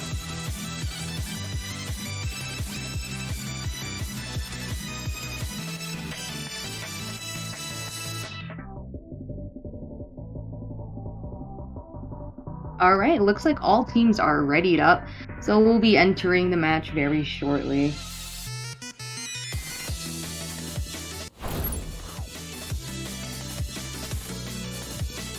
Now, all right. teams are Hell yeah. Both teams are ready. We're about to go into the match. First match of Top Cut. How are we feeling? I'm feeling good. Had something, a little bit of a nap before this. We do sound and a bamboo coming out from the side of Gaslight Gatekeep Girl Boss. And a little more typical meta comp on the side of Skill Issue, but that Octobrush Novelle will be providing a lot of missile support. Absolutely, absolutely. We do see double missiles on the side of GGG. I believe... No, I'm sorry. I think that's one missile. I believe that bamboo is Burst Bomb Rush, I think. No? No, it is the vanilla one. The vanilla... Okay, interesting. Okay, we have a 3v3 situation right now. We do see that armor pop on the side of Skill Issue. Taking that snipe, we do see that Hydra getting that pick, though. It's very important to play off a snipe for Starfish here on tower control because it's one of the main points you need in order to clear off that first checkpoint. And something I'd like to point out here is that Dimple is she plays a variety of snipers, and seeing her adjust the bamboo with the Hydra is something that I'm very looking forward to see. As I say that, Gaslight Gatekeep Girl Boss, and that's a full wipe, and they will be looking to seek out mid.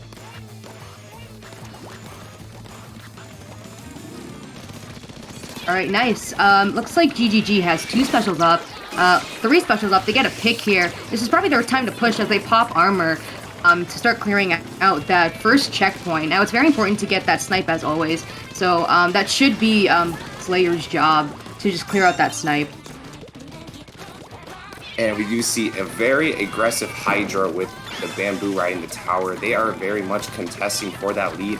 It is a 4-on-4 situation, but that Nautilus is peeking from top left, and they do get a pick and just saves the lead for them right now as 3 go down on the side of Gaslight Gatekeep Girl Bosses. That was a prime chance for them to take the lead.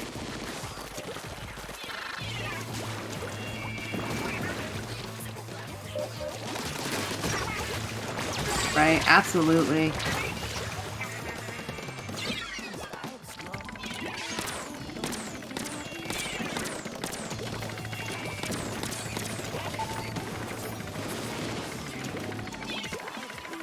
See them on another push 4v3 situation in favor of Gaslight Gatekeep Girl Boss, with Dimple riding that tower again, and Nautilus in the same situation as before, but they do get the lead this time, albeit with Dimple going down. That is a very slender lead and can be changed at any moment. Have to give them props for constantly pushing and getting that lead, no matter how small it was.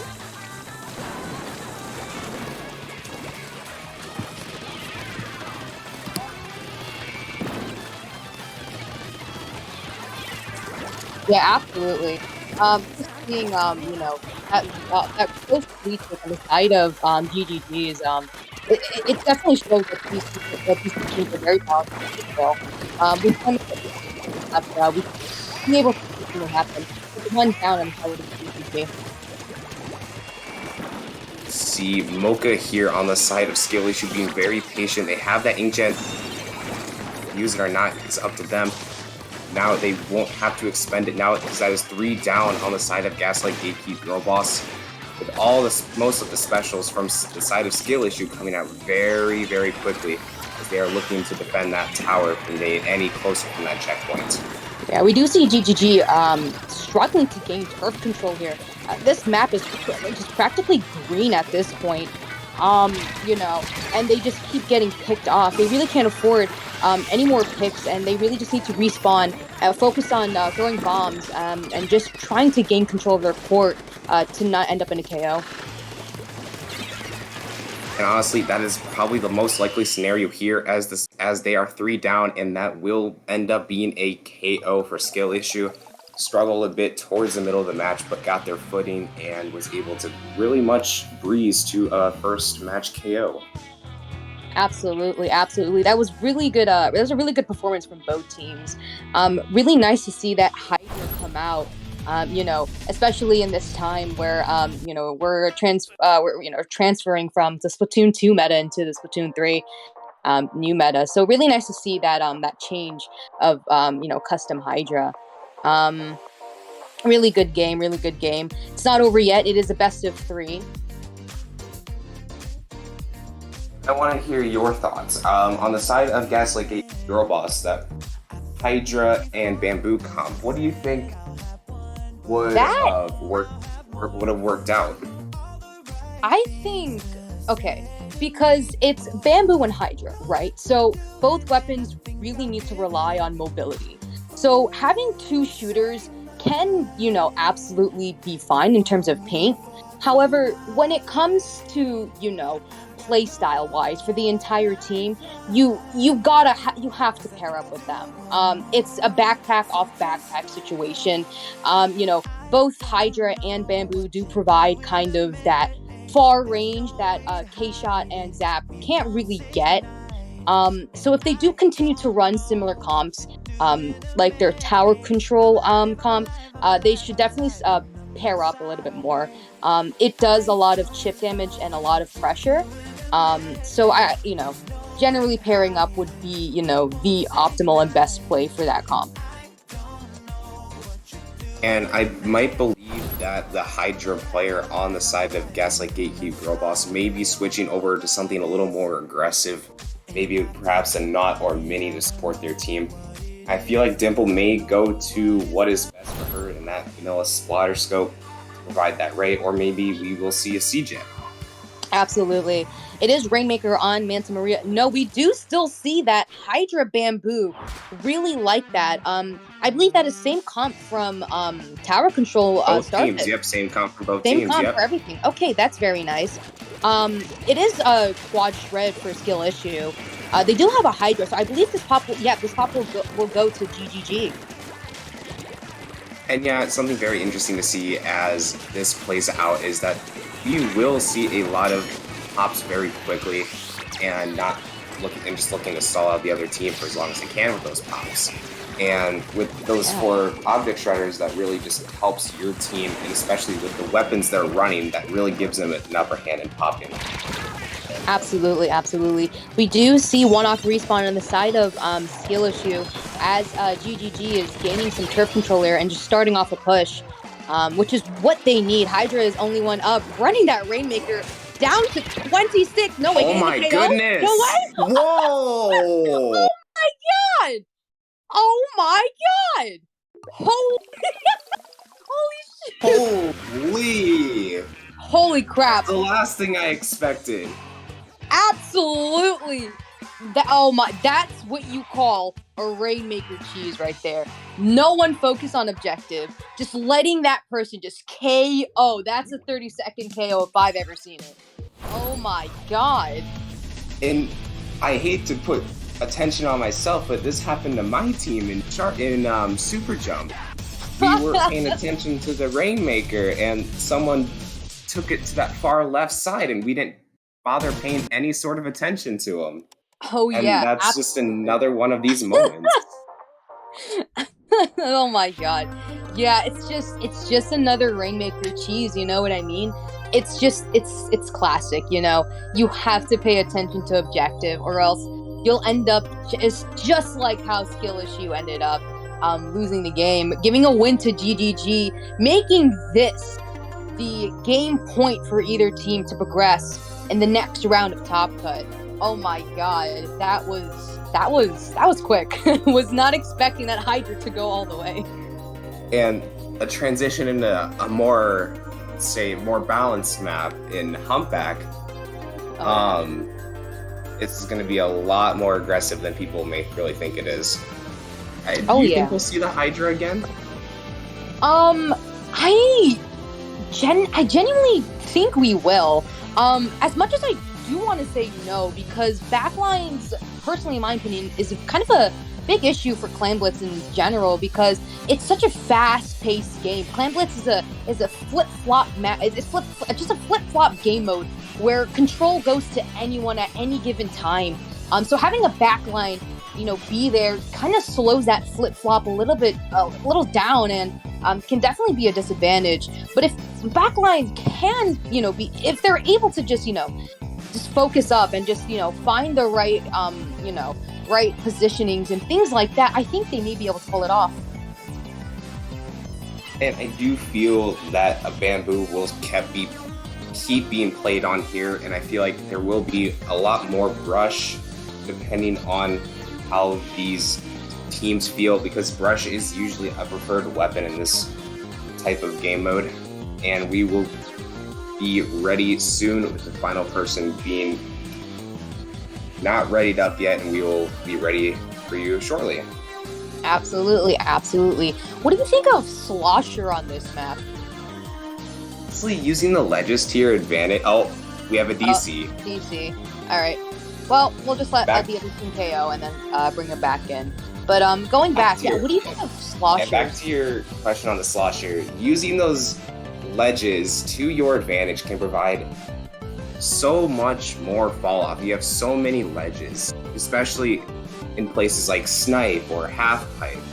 I know this isn't Black Valley by any means, but you can still use either side to really provide fall off for any kind of Slosher. Right. Absolutely, yeah. You know, it could be just me, but you know, I think some like a little bit like Swiffer can also work on this map mode. How do you think of Swiffer on Humpback? Honestly, yeah, it really depends on the variant, but if someone had to run a Swiffer here, I feel like you're going to want to be checking those ledges often, because this is a map with potential for a lot of sharking. Right.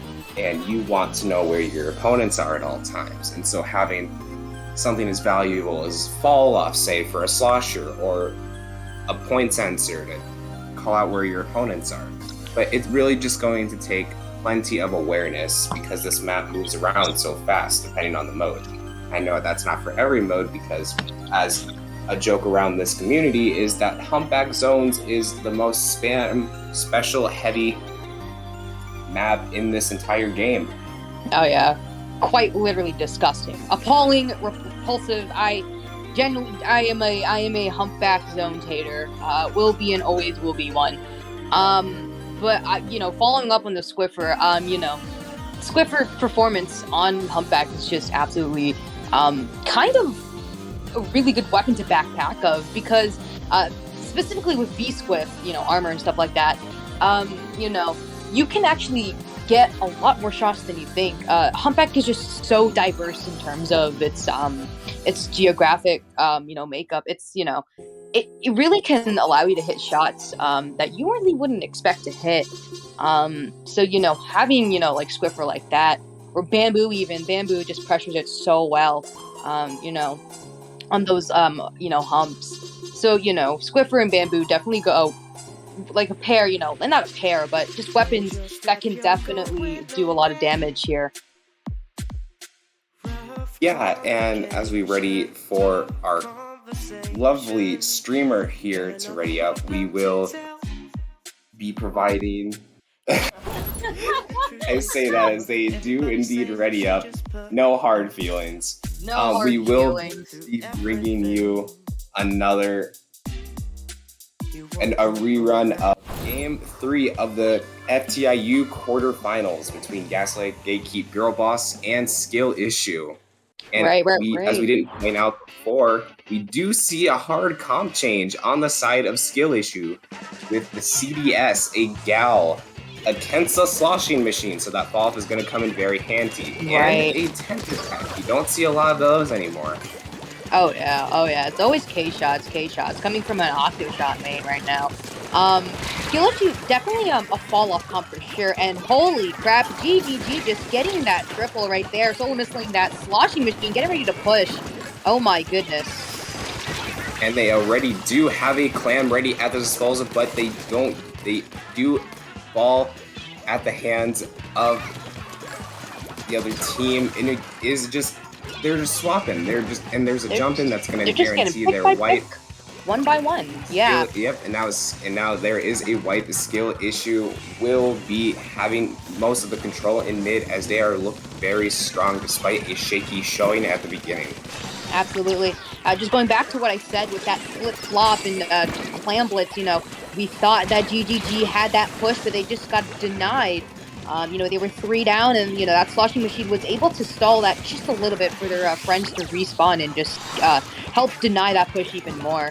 We do see armor coming out of GGG, one going down on the side of skill issue. They do have a ball up. Here looking just to make sure their team can stay around and just keep pressuring that little slower comp of Gaslight Gatekeep Girl Boss.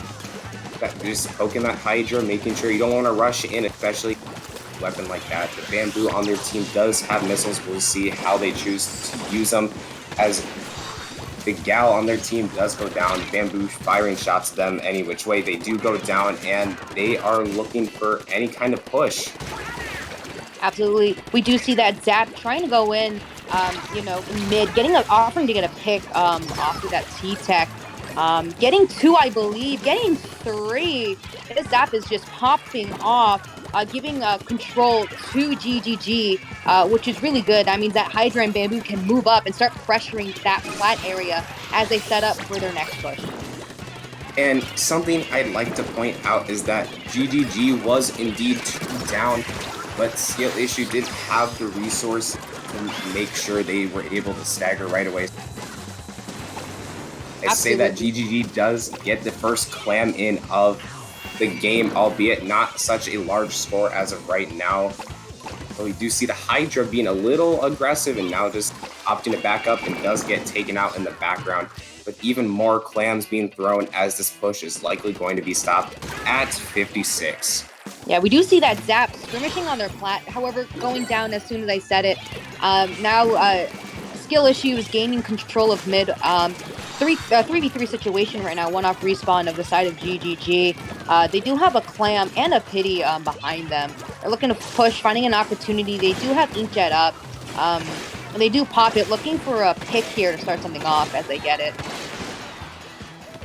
See, Skill Issue being very patient right now. As you see that they don't have a lot of specials. Absolutely. Right now, absolutely. Now that Gal and Splashdown being up is likely their best chance to push. And yes, they do get that power clam in with 2 on the side. Ooh. And they fall to, I don't know what they fell down to, but it's a 2v2. And they do get the clam in there, just 1 down. And Skill Issue does take the lead with this push likely soon to be over. But there is a jump in. No, that clam will be taken out, and another clam person holding the clam is also taken out. And as we head to a minute left so far, what are your thoughts on this match? This, like I said, Dave, this is a flip-flop map, flip-flop game right now. 56-42. The score is practically the same here because we've seen both teams push. And right now we see GGG pushing in, Zap going down, certainly a 3v3 situation right now, one going down on the side of Skill Issue, tossing that clam in. They do manage to take a lead of 38 points, throwing in more clams. We do see 2 getting picked off the side of GGG. Skill Issue trying to gain control here. They are able to get all of them except for the, there goes the Hydra. 2 off the respawn of GGG. Right now they're skirmishing, right now looking to find a pick just to push in here. It's very important to play patient in this these moments right here. These are the moments that will determine the game. We do see them gaining control here. Let's see what they do next. You did see that GGG went 2 down, but Skill Issue also goes 3 down. The only one Jet of Steno, and that recall might be taken out. Yes, unfortunately, and that jump will be taken out. They just missed the power clam, and after a momentum stealing game in game 2 for GGG, they end up taking game 3 in a very flip heavy match as they will move on to the semifinals. Absolutely. That was, as you see the numbers right on the screen, that was an extremely balanced game in terms of skills, strategies, everything like that. Clan Blitz has always and will always be a flip-flop mode, and it's just so important to coordinate and play patient. We did see Skill Issue play really well in terms of patience and just waiting for that pick with the Hydra, which is very, very difficult to do. So kudos to them, and GGG will be advancing into the next round of Top Cut. while we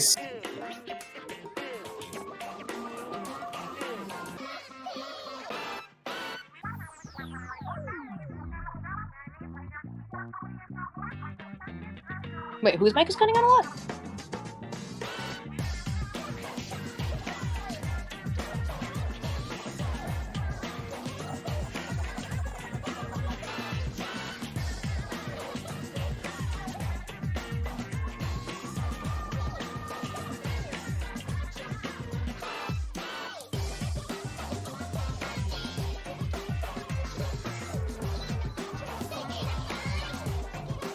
Yeah, sorry about that. That was like a weird shit that my computer fucking did. Like, it was...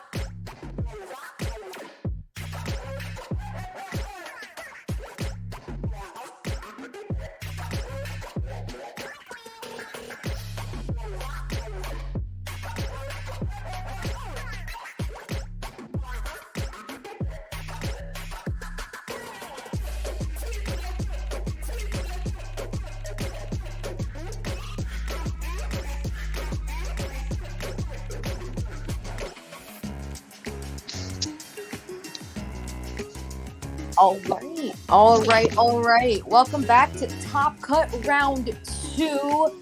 We have Puffer Party versus Hello Kitty Fan Club. Hello Kitty Fan Club.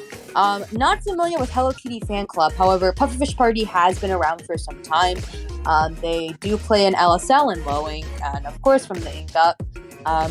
We did see them, I believe, play earlier in Swiss rounds. They do have a backline, I do remember that. So, first map up, we do have Splat Zones, Sturgeon. Any opinions on that day? As someone who really loves this map, I would say that Sturgeon is a really good option for zones. You can eat, but the one complaint I do have is how easy it is to get locked out on other sides. And really, once that happens, you only have a really good chance to get back in through that snipe or that little rotator in the middle. Sometimes you can get pushed up there easily. It can be very easy to predict, but overall, this will be a great game one. Absolutely. Very, very important. Once you start to get locked out, spam subs, and then once you get specials, coordinate as best as possible. You want to get your snipe back. You want to get spinners, the little thing that spins, on this before the mid. Spinners and snipe, main points of the map that is very important. So small yet so important, really. Yep. And now we are bringing you back to FTIU semifinals. Hello Kitty Fan Club versus Pufferfish Party Game 1. Surgeon Shipyard on Spot Zones. We do see a Kensa Spotter Scope and Umbrella coming out on the side of Pufferfish Party, along with a Blobber, a little more meta heavy on the side of Hello Kitty Fan Club. Oh my god, you see that Kensa just pushed all the way up. Oh my goodness. Was not expecting that. Oh yeah, they get punished for being a little bit up front there. They do manage to get into a 3v3 situation though. Blobber. So base. Oh my god. I can talk about Blob for hours. Oh my god. Yes, we know because you play Blob yourself, don't you? Absolutely. Holy crap, they got a wipe. Hello Kitty Fan Club is wiped as Pufferfish Party. I believe that's Pufferfish Party. Yep, gets the zone here. Blob here. Listen, man. Big Blob enjoyer. Blob does a lot here, alright? It's very underestimated. And it can get really well. Very nice fall-off kill earlier by the Hydra. They do get picked themselves, and that will be 3 down on the side of Hello Kitty Fan Club as they are locked out yet again with that baller at the ready. How do you think this K-Scope comes into a good part for Pufferfish Party? Listen, this K-Charger has the prime positions of a backline in order to lock this team out, right? They're in mid, so they can maneuver wherever they want. And really, Hello Kitty Fan Club really needs to play around that Charger, play away from the Charger. A Charger can't really perform well when there's no one playing next to it, We do see the zone being in the favor of Pufferfish Party, struggling to get it, and they do KO. We did see Hello Kitty Fan Club managing to stall the zone for a little bit. However, they weren't able to cap it as Hydra was on zone. With the first game going to Pufferfish Party, we do see that K-Charger being a really strong technique and playstyle for Pufferfish Party, which is something that Hello Kitty Fan Club will have to adapt to for Game 2. And something we did see is the baller that ended up pushing that Hydra off the zone. They would have been able to help paint the zone much better than that, but they ended up falling down to that lower platform and being out of the equation quickly, and that stamp really just being a nuisance for them to get back in, and just was able to get them the rest of the points they needed. Absolutely. This is actually a backline situation here with Hello Kitty Fan Club and Pufferfish Party. So that's very interesting to see, because once one backline is shut down, the other backline has the advantage point to set up. And once they do set up, they can perform a lockout. And that's really, I think, the most important thing that each team needs to prioritize is getting their backline the advantage point they need in order to initiate a lockout. So right now we're moving to tower control and Chogi. What are we thinking of in terms of seeing this backline from both teams? Honestly, I do believe that charger will swap out to something a little more optimal, but who knows, maybe they like riding the baller on tower. I do like this map for the fact that you can utilize the fans or propellers, however you like to call them, very well into pushing onto the other team's snipe area. I do feel like these teams will be running a more aggressive comp, but I may be wrong. Right. Personally, I would love to see backlines here. You know, they do have the weapon pools, as you've seen in Game 1, to compensate for kind of that aggressive play with range. However, I really do want to see the backlines come out again, because tower control and specifically tower control in general favors backlines because they're such a good anchor point to just jump to and get back into the game immediately. If you're up front in the getting picks and whatnot. So right now we're getting into tower control and Chogi. Game's not over yet, folks. This is a best of 5 going in round 2, game 2. And as we are waiting for the map to load, this is a good time to mention, just be excited for the next game. We do see a Tentabrella, and we do see a vanilla jet. We do see double missile on the side. I believe that is Hello Kitty Fan Club. We do see, the V-scope and the mini Splatling to provide that missile support. All right, we do see armor immediately popping off. All specials actually popping off on the side of Pufferfish Party, looking in to just get that advantage. And that's what you really need in order for opening engagements, is to just pop specials and use them to your advantage. 1 does go down, 2 go down on the side of Pufferfish Party. Getting that triple, this will start putting Hello Kitty Fan Club into that advantage. Charger managing to get pick off tower. We do see the Jet getting on there as well. We do see now the backlines are essentially up as the rest of the members are waiting for the respawn. A very aggressive Ray on the side of Pufferfish Party, but they do find the Jet rather easily as they are able to help the rest of their team get back into mid, and now they are utilizing that fan. That Tentabrella shield going to be very annoying for them to deal with, as they don't have any specials as of right now, and the only special right now is that armor on the side of Hello Kitty Fan Club. Absolutely. I think what Hello Kitty Fan Club really needs to do is, as they just saw that charger getting picked up, is to pick off that charger and essentially just killing off that pressure, that long-range pressure, so we can move up as they're doing right now. You're seeing them getting these picks. As charger come off to respawn, most likely going to position off a snipe. You see them getting amazing control and just triple teaming that charger, I believe, on snipe. Double teaming it. They really don't want this charger at all to be on snipe. Yeah, and taking that charger out of the equation is what's going to be in favor for Hello Kitty Fan Club, as they do end up going 3 down. But yeah, that typically with the more aggressive comp that we are seeing Hello Kitty Fan Club running, they are looking to take that Jet out of the equation very quickly so they aren't able to get their Stingrays up. Absolutely. We do see 2 specials on the side of Pufferfish Party. Seeing that Brush kind of immediately push their fan, playing almost as a distraction, kind of like a pick-me, like, look at me, I need to, you should come after me, That's the trick with Brush's intents. They want to be a distraction, and once you're lured in, it's going to be extremely hard to get out of, because they just have the advantage over you once you start picking a fight with them. And what we're seeing right now is just the very definition of that. That Brush was very much a nuisance for Hello Kitty Fan Club to end up going 3 down, and a lot of points in the favor of Pufferfish Party as they are looking to contest that lead. And I think that Ray, in a very aggressive spot, might have done it.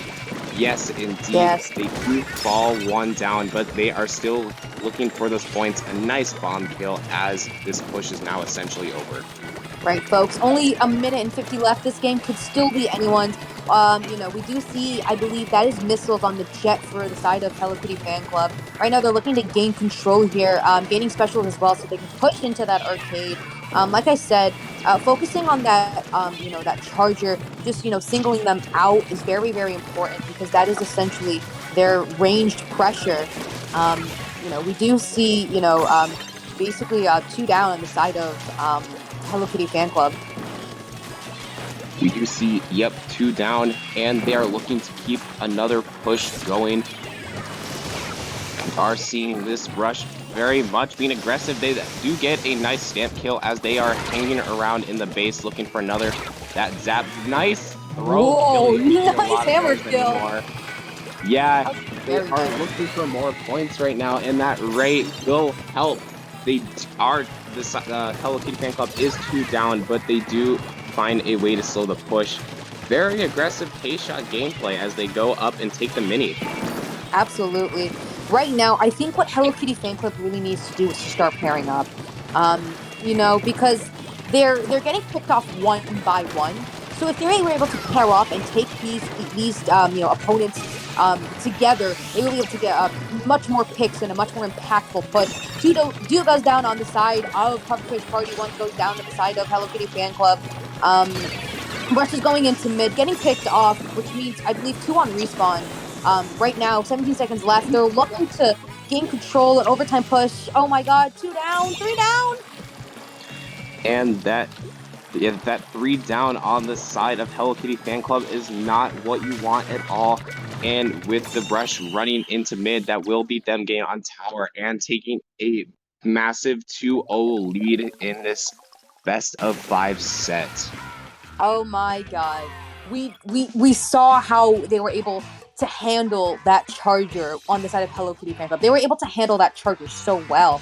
And then once Pufferfish Party got their foot in that door, they just kept going in and in and in. That brush doing its job really, really well. But ladies and gentlemen, this game isn't over. The set isn't over just yet, I believe. This is a best of 5. 3 more games up. This would be game point for Pufferfish Party. I believe they are subbing out at the moment. Really good game. What is our next match? I believe our next match is Rainmaker on Black Valley Skate Park. Oh, Rainmaker! Oh my god, I haven't played Rainmaker Black Valley in a long time. Holy crap, man! Black Valley. And what I feel like will happen here is that Brush will stay with that pick. It worked out very well for them being a distraction.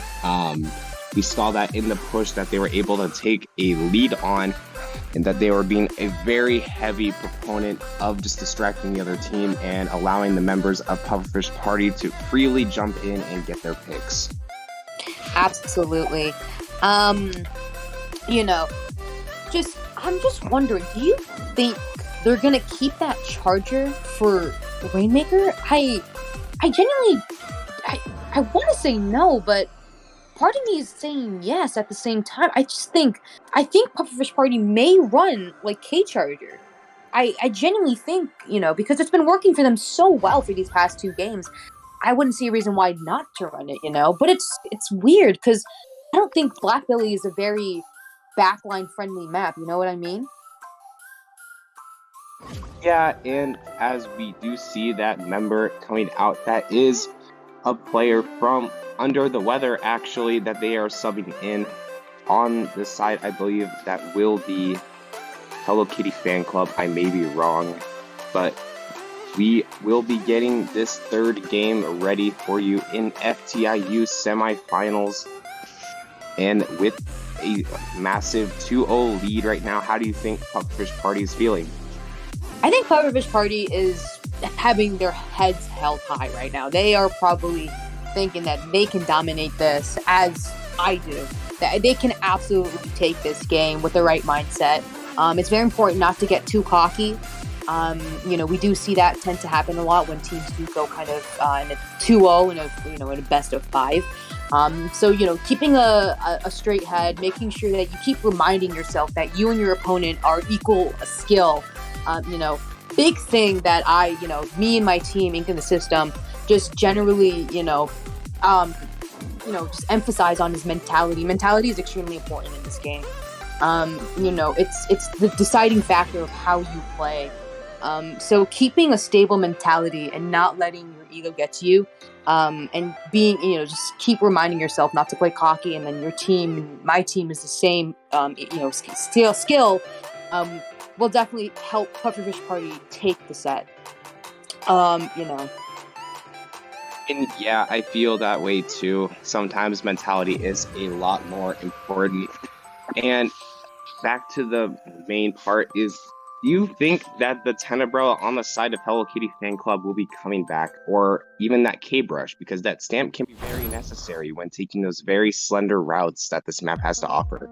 Right. I think they may opt for the Cocteau Brush instead of Tent.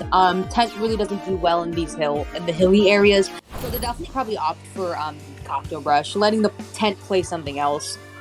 Game is starting right now. Rainmaker, Blackbelly, semi-finals, round 3.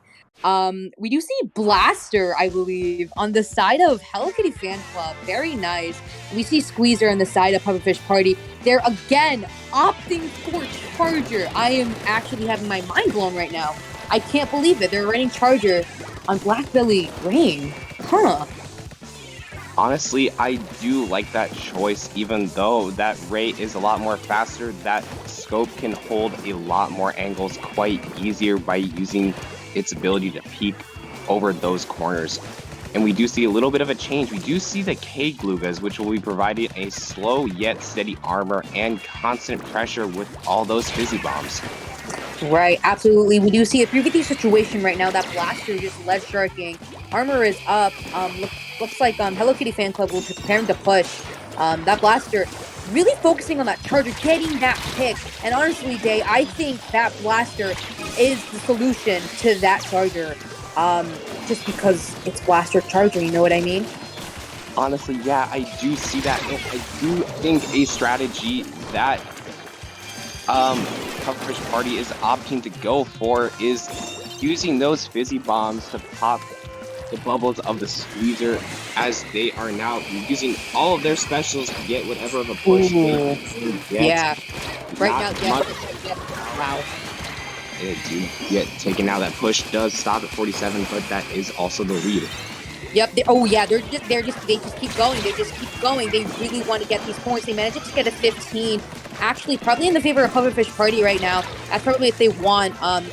3 does go down, but really, I think that push was worth it. Everyone going down. Managed to get it 15. Getting a lead back on, Blackbelly is extremely difficult here. So definitely having that kind of, that wipe almost there was probably necessary. We do see one on both teams going down. That Brush going for a flank and opting to push up that Charger. They don't have their stamp to help out, and that is a result of them being taken out. But now it is only that, and that's what we mentioned earlier, the Brush just being a distraction so the other team can get in their picks, and that's exactly what happened.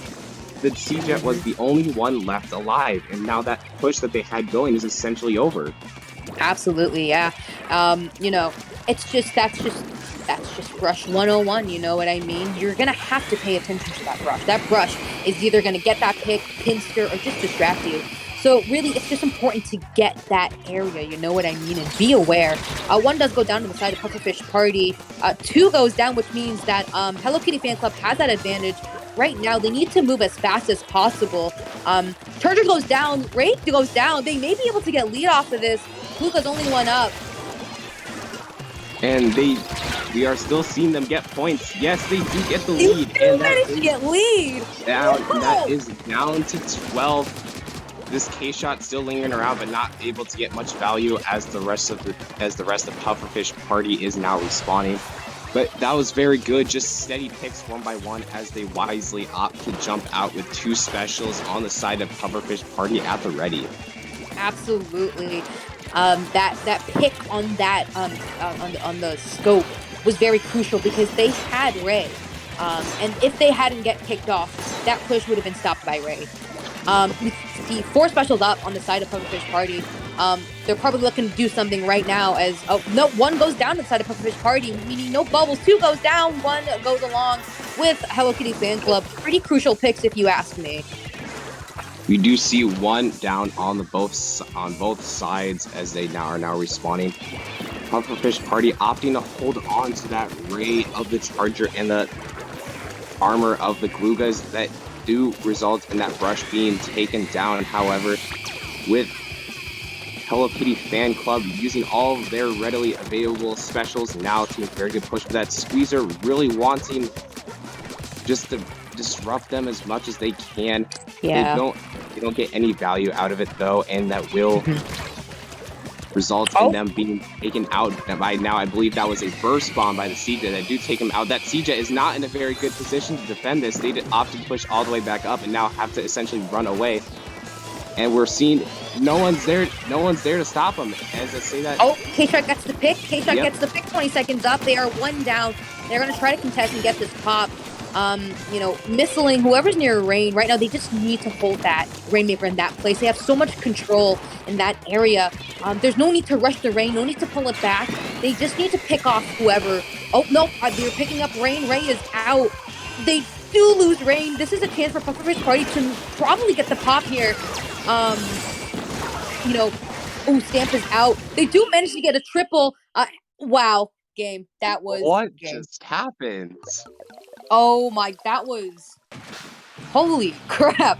That was a little bit confusing. I'm not gonna lie. But that is, put your brooms away. This will not be a sweep. As Hello Kitty Fan Club does indeed take a game to extend the semifinal to a game 4, which will be Clamblitz on Stamper Canal. I couldn't really process what happened for like the last 20 I couldn't minutes. either. I was just at a loss for words. Everyone was just going down. It was an overtime. I don't even remember what I don't know. I think if I had to be honest, I genuinely think it was just scrambled defense and offense at that point. Everyone was just near that Rainmaker, and they were just like, "Holy crap! I gotta protect this Rainmaker at all costs." And everyone just exploded. That's what you call scrambled defense at its finest. That was scrambled defense, all right. But that is a game. It's the side of Hello Kitty Fan Club. Like you said, not a sweep at all. They are still in it to win it. Game 4. They may be able to do the reverse sweep here. Clamblitz Snapper. Oh boy. How do we like Clamblitz Snapper Day? I have mixed feelings on this map depending on the types of comps people run here. But then again, I play a lot of solo queue, so what do I know? But yeah, I feel like these teams will be running a little more of a longer range passive comp. But I want to see that, you know, those hard flanks on the sides just into their speed. I want to see that being utilized for a push. And just, we're going to have a good time heading into game 4 between Pufferfish Party and Hello Kitty Fan Club. Game 4 of the semifinals for FWU. Absolutely. You know what? That Copter Brush better be using those sneakies, because that's what they're for, you know what I mean? I wouldn't see it any other way. Clamblitz, Snapper Canal, you know, let's see what we're playing with here. We have a 10 in K Charger. Double blaster! You only see these things in low-level Splatoon, people. Absolutely! Oh my god! Holy crap, double blaster! What do you think of it? That's... wow. Honestly, I think this is a really good choice, and a little more passive than you'd like, but that may end up working out in their favor. And as I do say that, the brush on the side of Pufferfish Party does indeed take out the Zap player from the other team. It's just, I feel like this passive comp will come into play more if they can use the armor and the splashdown. I do realize they are now running double armor, with that rapid projectile and that end zap. So I feel like this will work out very well in their favor. They do have a clam right now, but it is the baller player that is rushing in. They do get the clam in and don't manage to escape with their lives, but they do have that push in. And what are your thoughts on getting just that one clam in and nothing else? Honestly, Jay, I think it wasn't probably worth it. I was gonna say but Hello Kitty Fan Club's comp is for defense. You know, you're either gonna push through that street area or you're gonna push through that ink rail on, hill. And whatever the case may be, you're gonna most likely get denied from those blasters. So having that that kind of small of a push isn't really gonna be a lot.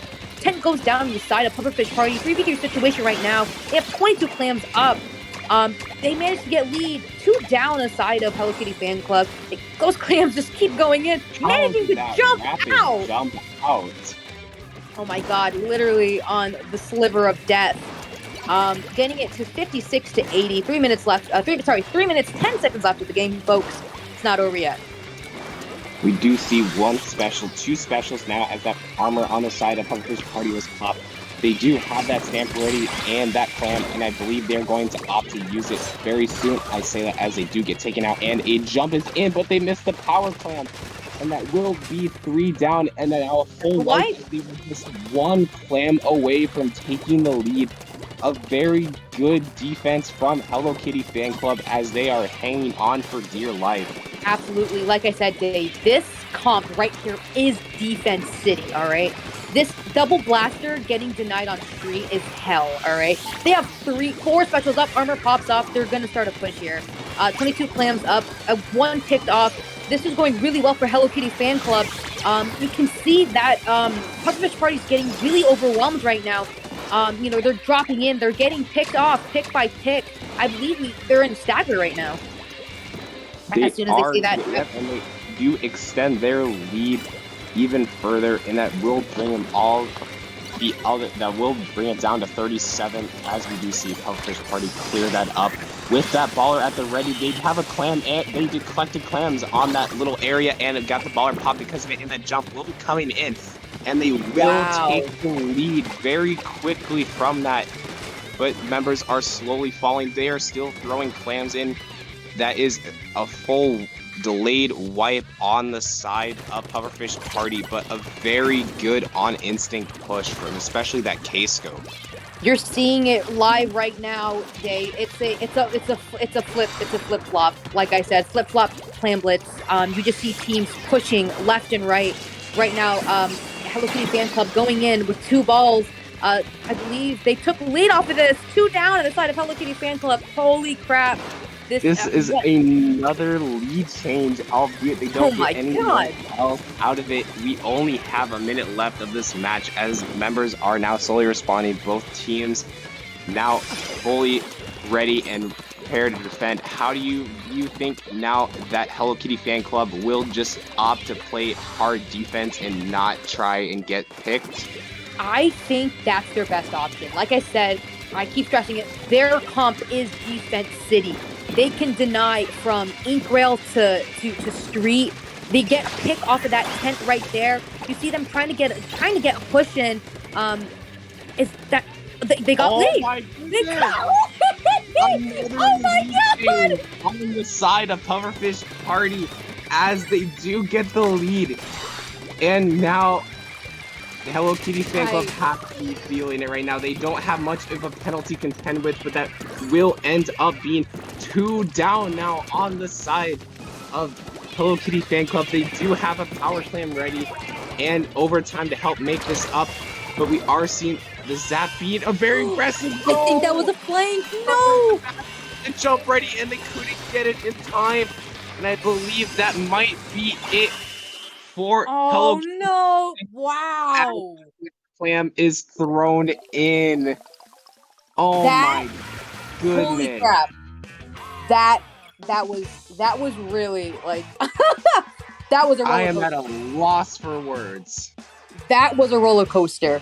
Oh my god! We had the we got picked. Oh my god! I didn't even notice that. Oh my god! That's a Clam Blitz game right there. That just comes to show that Clam Blitz is no lead is safe in Clam Blitz. No lead at all.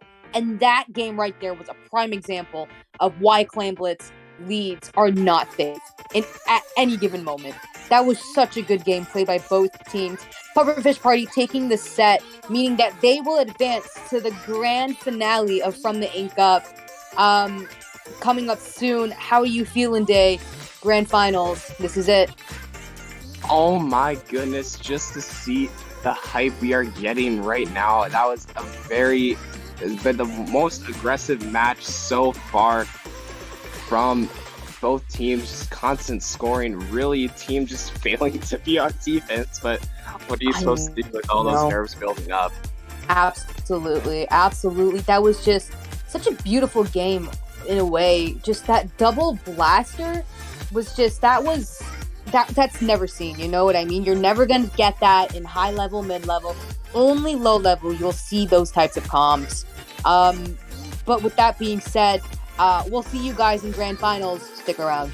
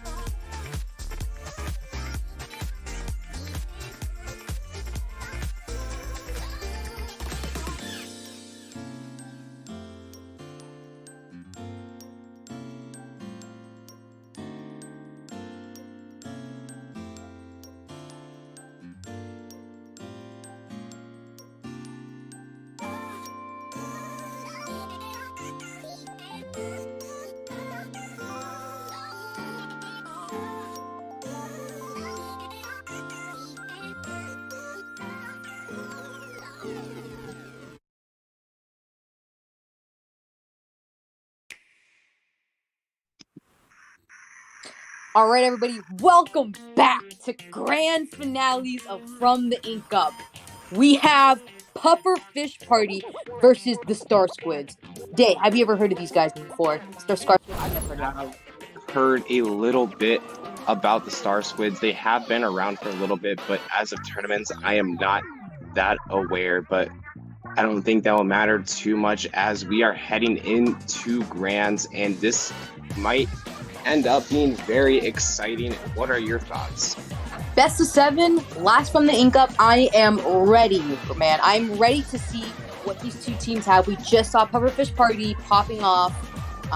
They have this momentum they're carrying right now into this last set.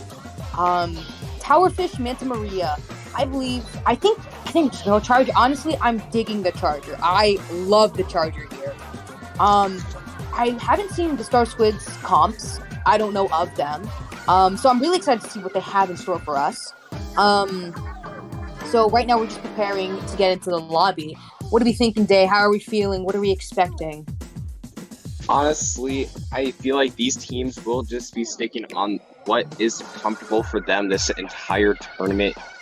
And what we saw last set was something very intense and what is made of fantasy.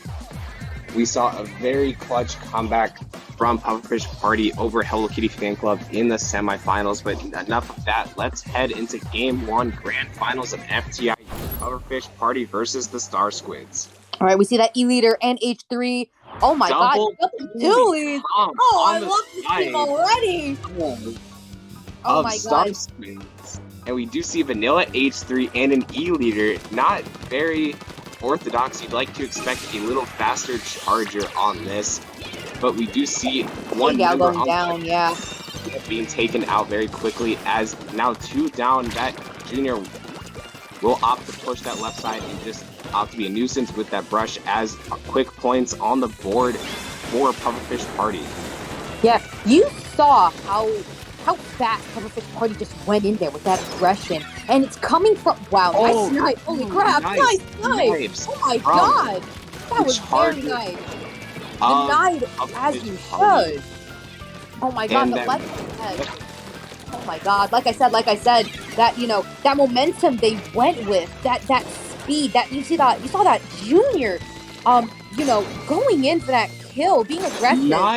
Knife oh again, my two down on the side. This E-Leader making plays when they need to. Another double for them.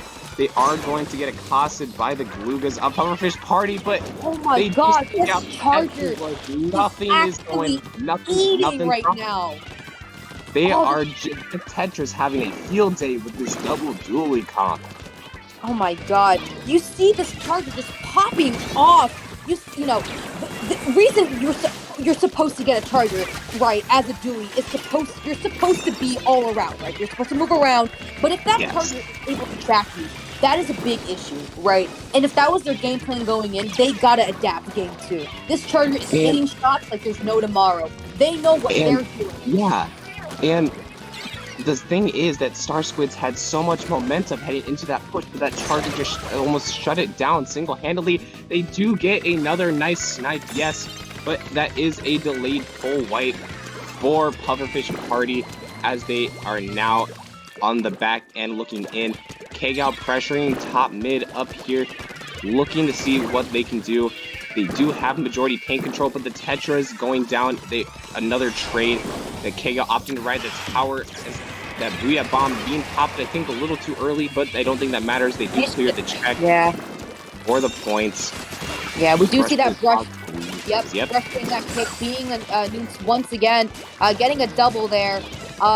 You know, like you said before, that momentum that Star Squids had was really good, and then that charger was able to deny it, just flicking off and everything. We see that baller being popped off. 2 go down on the side of Pufferfish Party, 3 down. That means that Junior will have to back out. That's a delayed wipe right there.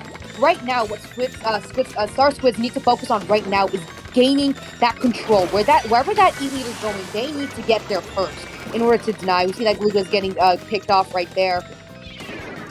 I do think they will be able to get the lead off this as 2 go down on the side. Pufferfish Party, yes, they do. Star Squids get the lead. Minute 45 left to go. They do have a disadvantage right now, but they are just accosting the members of Pufferfish Party and making sure they don't get back in, especially those missiles coming in. That charger hasn't been as effective in the later parts of this game as we saw in the early game. This brush also doing a heavy amount for the team, as well as they do end up getting a triple to help bring their team back in, and they are looking to be in a very good spot as we head into the last minute of this game. Absolutely. Holy crap. That adaptability towards that charger was like, it was light work. That was insane. The way they were able to adapt to that charger and pick up that charger during that crucial push is absolutely insane. And you don't get that often in low level at all. Right now, it's 2 down on the side of Pufferfish Party, 1 down on the side of Star Squids. They're pushing that tower. That HP does go down. Looking to gain control for mid on the side of Star Squids. Yeah, and now we are seeing a 3-down situation, or really a delayed wipe on the side of Pufferfish Party, as we do see 2 specials ready for Star Squids, as that splashdown is popped, safely lands, and they get a pick to follow after that, accosting this charger, as they do get a double, and more points will essentially be on the board with 10 seconds left, and I think that might be game. That Brush had a chance to make the play happen, but they do get that second checkpoint and the splashdown for good measure, as they do end up taking game 1. A very nice showing from both teams, but Star Squids taking game 1. Yeah, oh my god, you saw that Tetra pop off at the end, doing what it does best, just skirmishing and being really annoying. Seeing, I believe that Tetra got a quad at the end. That Tetra really did what it needed to do. Struggled a little bit in the beginning due to that Chargers in the game, but at the end was able to pull through and skirmish and get more points to win the game. So really good game. First game goes off to Squid Stars. Or is it Squid? I believe it's Star Squid. I'm sorry. Star Squids. Let's call them SS for now. I'm going to get it mixed up. Apologies. But that was insane. That Charger's bringing it. There were certain members on both teams really putting it out and showing us why they got here right now. It is a very exciting time as we head into Rainmaker Starfish main stage. Again, these flanks will have to be utilized often for either team really to gain ground or just be passive. I feel like these teams will stick with these aggressive comps.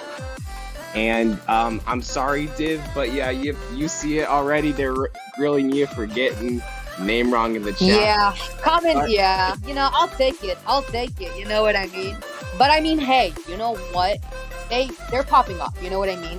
The adaptability with Star Squid was insane. They were able to adapt to that charger and their aim within minutes, and that's really difficult to do. What a lot of low-level teams struggle with is adaptability. They struggle to understand what the issue is. In terms of the game. So being able to be like, okay, this charger is the issue, let's adapt to that, is really, really good. So Pufferfish Party is going to need to adapt to that. They know that they're going to be on that charger, so they need to be like, okay, well, they're going to be on the charger, what can we do to play around that, So this is neck and neck right now. Still anyone's game, folks. It's a best of 7. Right now we're going into Game 2, Grand Finals, Rainmaker, Starfish main stage, on your last from the Ink Up for Splatoon 2. You see Game 2 starting right now. Both teams opting. We do see a vanilla umbrella and relatively small comp changes, as we do see the meta come back on the side of Star Squids, but if it works, hey, it works. A pick I like to see right now is that vanilla Splatbrella, and a weird choice, but opting to use that Kensa Splatter Scope, something you pretty much unheard of on a mode like this. Absolutely. We do see that Gal going down first, and I believe that Gal went down first as well during the tower game first pick of the game.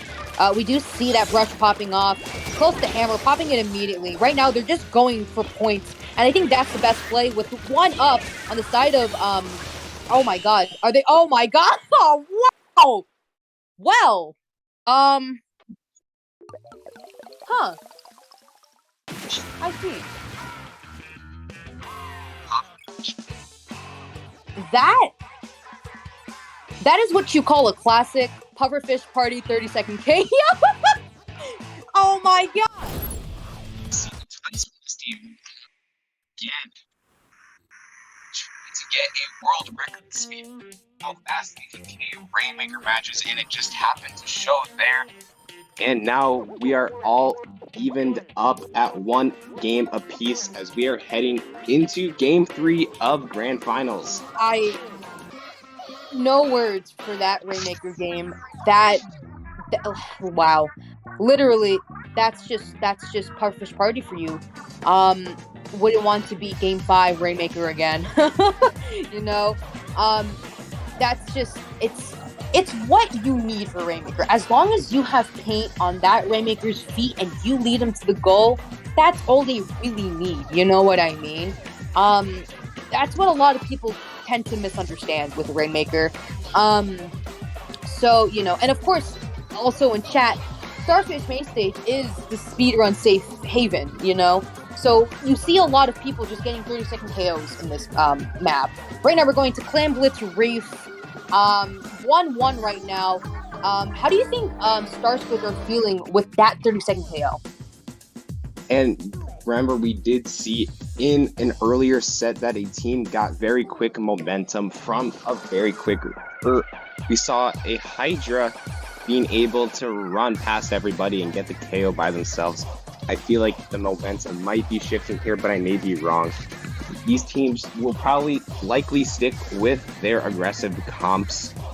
But I do think that K-Scope might be a mainstay for the rest of the set, as that user has been very well with it. Absolutely. Popping off with the shots, as they should. Letting everyone know that, you know, backlines can pop off too, you know what I mean? Looks like everyone's readied up. Looks like we're going to head into round 3 after a quick and smooth round 2. Yeah, heading into game 3 right now, I don't expect a lot of these comps to change as the map is ready to load up. And yep, the comp, we do see a rapid and a dynamo! Dynamo! Anyways, this is a little bit of a change. Absolutely. You know, that Dynamo, beautiful, beautiful. Big, you know, have a friend that plays Dynamo. Fucking, excuse my language. Love that weapon. I freaking love that weapon. You know, love to play with that weapon. You know, Rapid on the side of Pufferfish Party. Really, really interesting comps. One does go down, Dynamo goes down on the side of Starsquid here. Close to armor, Pufferfish Party pops armor, 2 down on the side of Starsquid.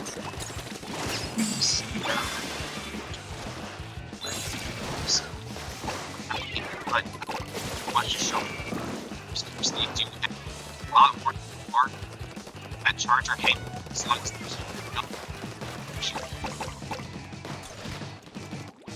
Yeah, unfortunately, your mic is a little bit off. But we do see 2 going down to the side of Starsquid. Right now, they're just kind of struggling to defend basket right now. You know, 2 goes down to the side of Pufferfish Party. This may be the stagger that you need in order to gain control of the basket. 1 goes down on the side of... oh my god, wait, they jumped for Clam. Oh my god. Unfortunately, we do get punished for that. So, you know, all of them will be off respawn. Right now, they're trying to just gain control here, you know, of mid here. Missiles are up. The Dynamo does go down. It's really important right now. You know, to play with Dynamo, you must be able to have confidence that that Dynamo can play within itself. You have to secure space for that Dynamo, and letting that Dynamo getting picked off is not, you know, it's not the best play to really do. We do see, you know, Pufferfish Party going in for a push here. What looks like to be a stagger. Rapid gonna get picked off here. 2 go down to the side of Starsquids. Right now they're just struggling. Yep, a very nice snipe as that push does keep Indy going. But no, that push will now be over as that Rapid opts to back up instead of taking a 1v3. Now we are seeing Starsquids just struggle to even get back to mid. But that Dynamo has been a mainstay. Commentator's curse again. They do get sniped by that charger, excuse me. And now they are ready to get a push of their own. Absolutely, absolutely. Right now they're just looking. Oh my god! No way! Oh my! They just got. Oh, they just got flank push. Oh my goodness! But what they're doing is they don't know, but they are providing Starsquid with essentially a lot of resources, but they aren't able to utilize it. They're just kind of playing with them. They're just taking them out. Right. You know, that's why it's not always good to always go and push in. Right now, they're just one up on the side. Yep, that's a wipe right there. It's very, very important to watch and how you're pushing, right? Because you can give the other team the advantage without even knowing. You know, so they just got basically 3 free pities. And right now they're just throwing those clams in. However, 3 does go down. Looks like that Zap will be trying to make that point go down even more.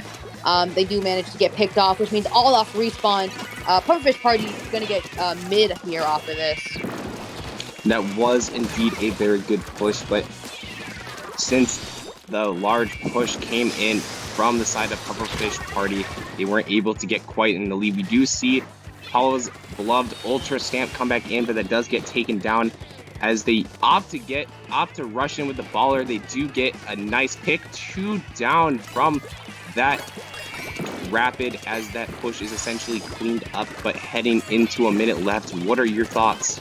Right now, Pufferfish Party, what they need to do is to defend their basket. They should not be focusing on pushing at all, because A, if they do succeed to push, they will give them a free pity, and B, they have the resources to defend basket. But as I'm saying it, commentators curse, 1 up. Trigger manages to get a pick right now. Will they be able to get a pick? Yes, they do. Ball will get picked up. Oh my god, 25 point.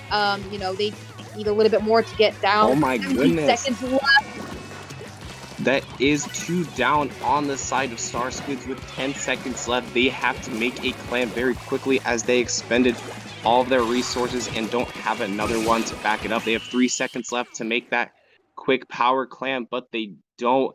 And that will be game 3 heading to Pufferfish Party in what was a very good game 3. Absolutely. You know, we saw that, you know, Pufferfish Party was getting picked off, 2 down. Then we see that Charger clutch up once again, getting that pick, you know, getting that pick and just having their teammates come in and behind and get that, you know, that other person in the alley. That's why Charger is so underestimated, because it's not played often. So once you do see it, you really don't know how to play around it. We did see them continuously push. Oh, we have a DC right now, so we're going to continue talking here. But you do see, you know, Star Squids just kind of, you know, struggling really there in the beginning of the game. That strong push really did stagger them a lot. You saw them playing around their basket, protecting it, you know, and that's just normal stagger, you know, normal stagger symptoms. Really like to see the Dynamo though. That Dynamo, really appreciate that Dynamo coming out.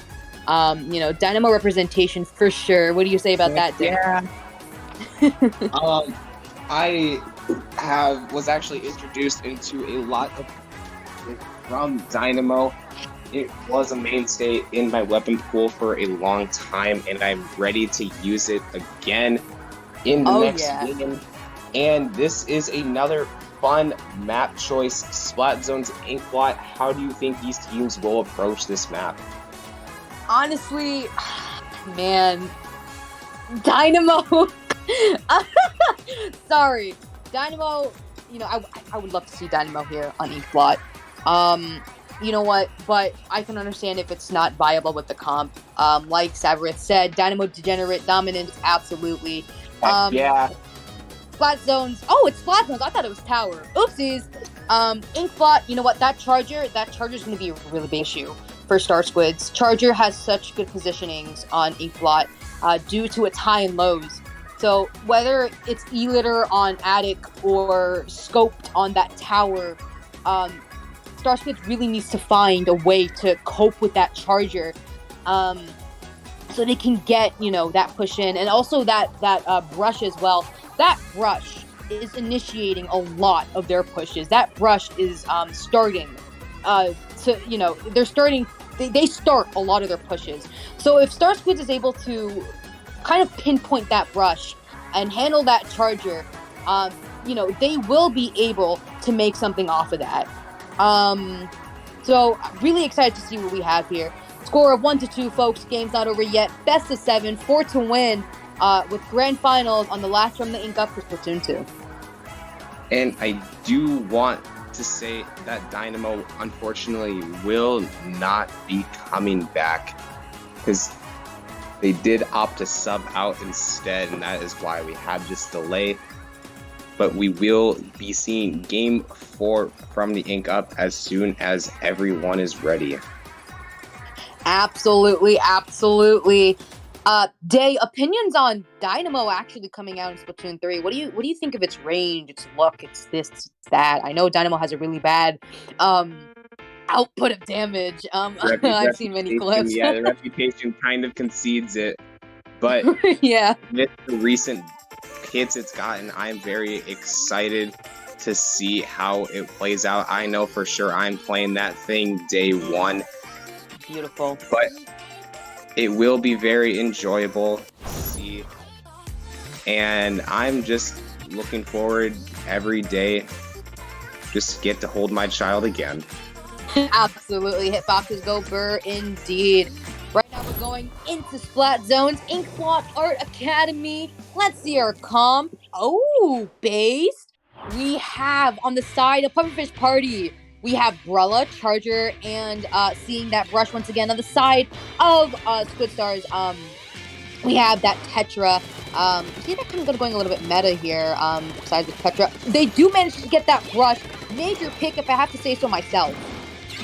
Honestly, and we do see that that Sorella Brella will be causing a lot of bomb rush, and that will mean a lot of havoc just to try and deal with. And they do have it now. 3 specials at the ready for Pufferfish Party, as they are now using all 3 of them, Baller included, and they do take out a member of Star Squids, but are taken down themselves, and I don't think they opted to use those specials very well. Brella holding top mid now, as they now just are contesting. I do say that commentator's curse, and that will be a delayed 3 down on the side of Star Squids. Absolutely. We've seen this Brella hold tower for so long. I'm actually really surprised how Star Squids didn't pick that up. But right now, what they need to focus on is just gaining those specials and not getting picked off. Like I said, that main strong point for Charger on that tower is going to be an issue for them. We do see that K-Strike getting picked off. Charger's pressuring that plat really well, but it's also just pulling away from that Charger. Booyabomb being popped, 1 off respawn. Right now, they have 2 specials up on the side of Pufferfish Party. That tick is going down. They do manage to get a pick off that brush. This is their chance to go in, really, and do some damage. And yeah, that is now 2 down. Soon, maybe this K-Gal can get the pick. No, they don't. And that K-Gal RNG to tick down, and that is very bad for Star Squids, as they don't have a lot ready to contest. Wow, nice cancel off a dominant 3rd game for Pufferfish Party. And I think that's what we mentioned before, that quick Rainmaker match heavily shifting momentum in favor of Pufferfish Party, as they were able to quickly run back and win 3 quick games. Yeah, absolutely. As you can see, that, like I said, that strong point, Inkblot with Charger is not what you want, because it's just so Charger friendly that any strong point from tower to attic really accentuates that Charger, and just makes him 10 times more scarier. You saw them, and they were able to just lock everyone out of plat. Right now, Star Squids should be able to kind of just take a deep breath and understand what's happening. We did see some people going in alone, but they just really need to coordinate themselves with each other and specials. As we go into Tower Control Sturgeon Shipyard, match point for Pufferfish Party. Maybe a hunch here, but I think Pufferfish Party may run a Charger here. What are we thinking? I think they will stay on that Charger as well, but something I would like to see, albeit it will not happen likely, is a Clash Blaster. You know how much I love it. Absolutely. Later. But yeah, I feel like this will be a very fun 5th game. I want to see Star Squids come out with some fire. They did lose a bit of momentum, but that doesn't mean they're out of it yet, albeit they're in a little bit of a deficit, but no deficit is ever safe. Absolutely. No need to put yourself down when you're in a predicament like this. You have to keep it keeps going back to the mentality day. You have to keep yourself intact. You have to take a breather, and you have to understand what's happening, why it's happening, and keep yourself in that zone. As you build yourself as a competitive player, you build mentality and you build confidence and ego. You will slip and fall as a competitor, but if you're able to bring yourself back up and hold yourself for consequences, and hold yourself accountable, you will be able to pull yourself up. So looking forward to see what Star Squids do in this map, in this mode, in this game. And Pufferfish Party right now is at a game point winning from the Ink Up Splatoon 2, the last edition. And as we are heading into Game 5, we will be waiting for these comms to show. We see a ballpoint and a Grim Rain Blaster coming on the side of Pufferfish Party, and relatively the same bump coming from Star Squids. You know what? If it's you know what? Pufferfish Party, they're definitely making it count. They're definitely playing it straight. They're not looking back, and they definitely don't hesitate. They're definitely going big time here, all right? They're definitely doing what they want, what they feel, and they never quit and basically make it real, and they're just going big time. You know what I mean? Yes, I do, and I do like the reference that you used there. They will be now firing on all cylinders as 2 do go down on the side of both teams. Now 3 down as they were barely not able to get past that first checkpoint in what is a staple on this map, as Pufferfish Party is able to require or come back in quite quickly. And as I say this, that ballpoint on closer inspection is actually the vanilla ballpoints. Oh, wow. I believe that's Storm. So, I was going to say, this comp is very chip heavy. You see, wow, that's basically a delayed wipe. Holy crap. Ballpoint, blaster, brush, that's all chip. That's all falling off. Right now, what Star Squids needs to do is just really just focus on special.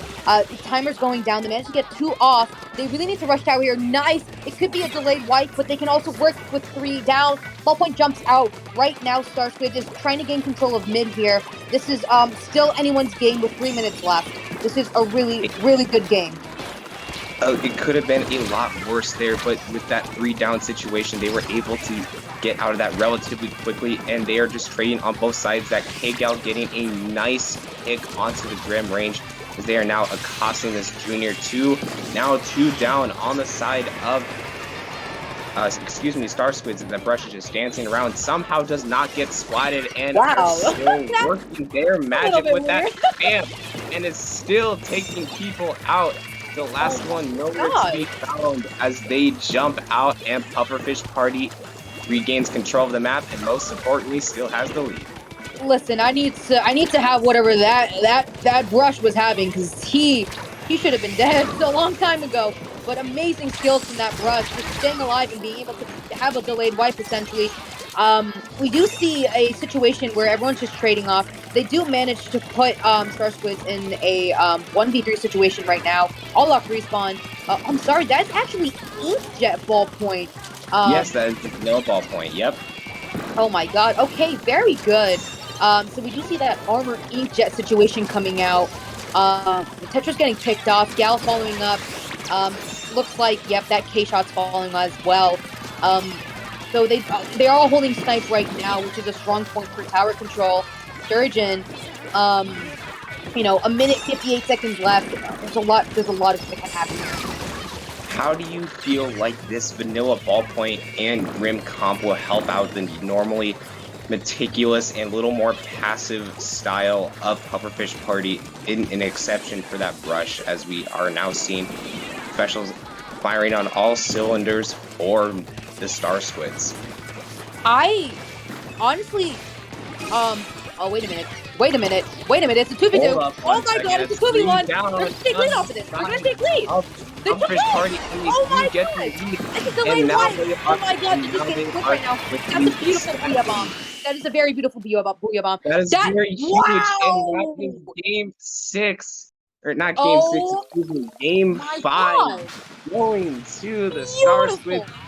We aren't out of it yet. Beautiful. They're saying we got the momentum.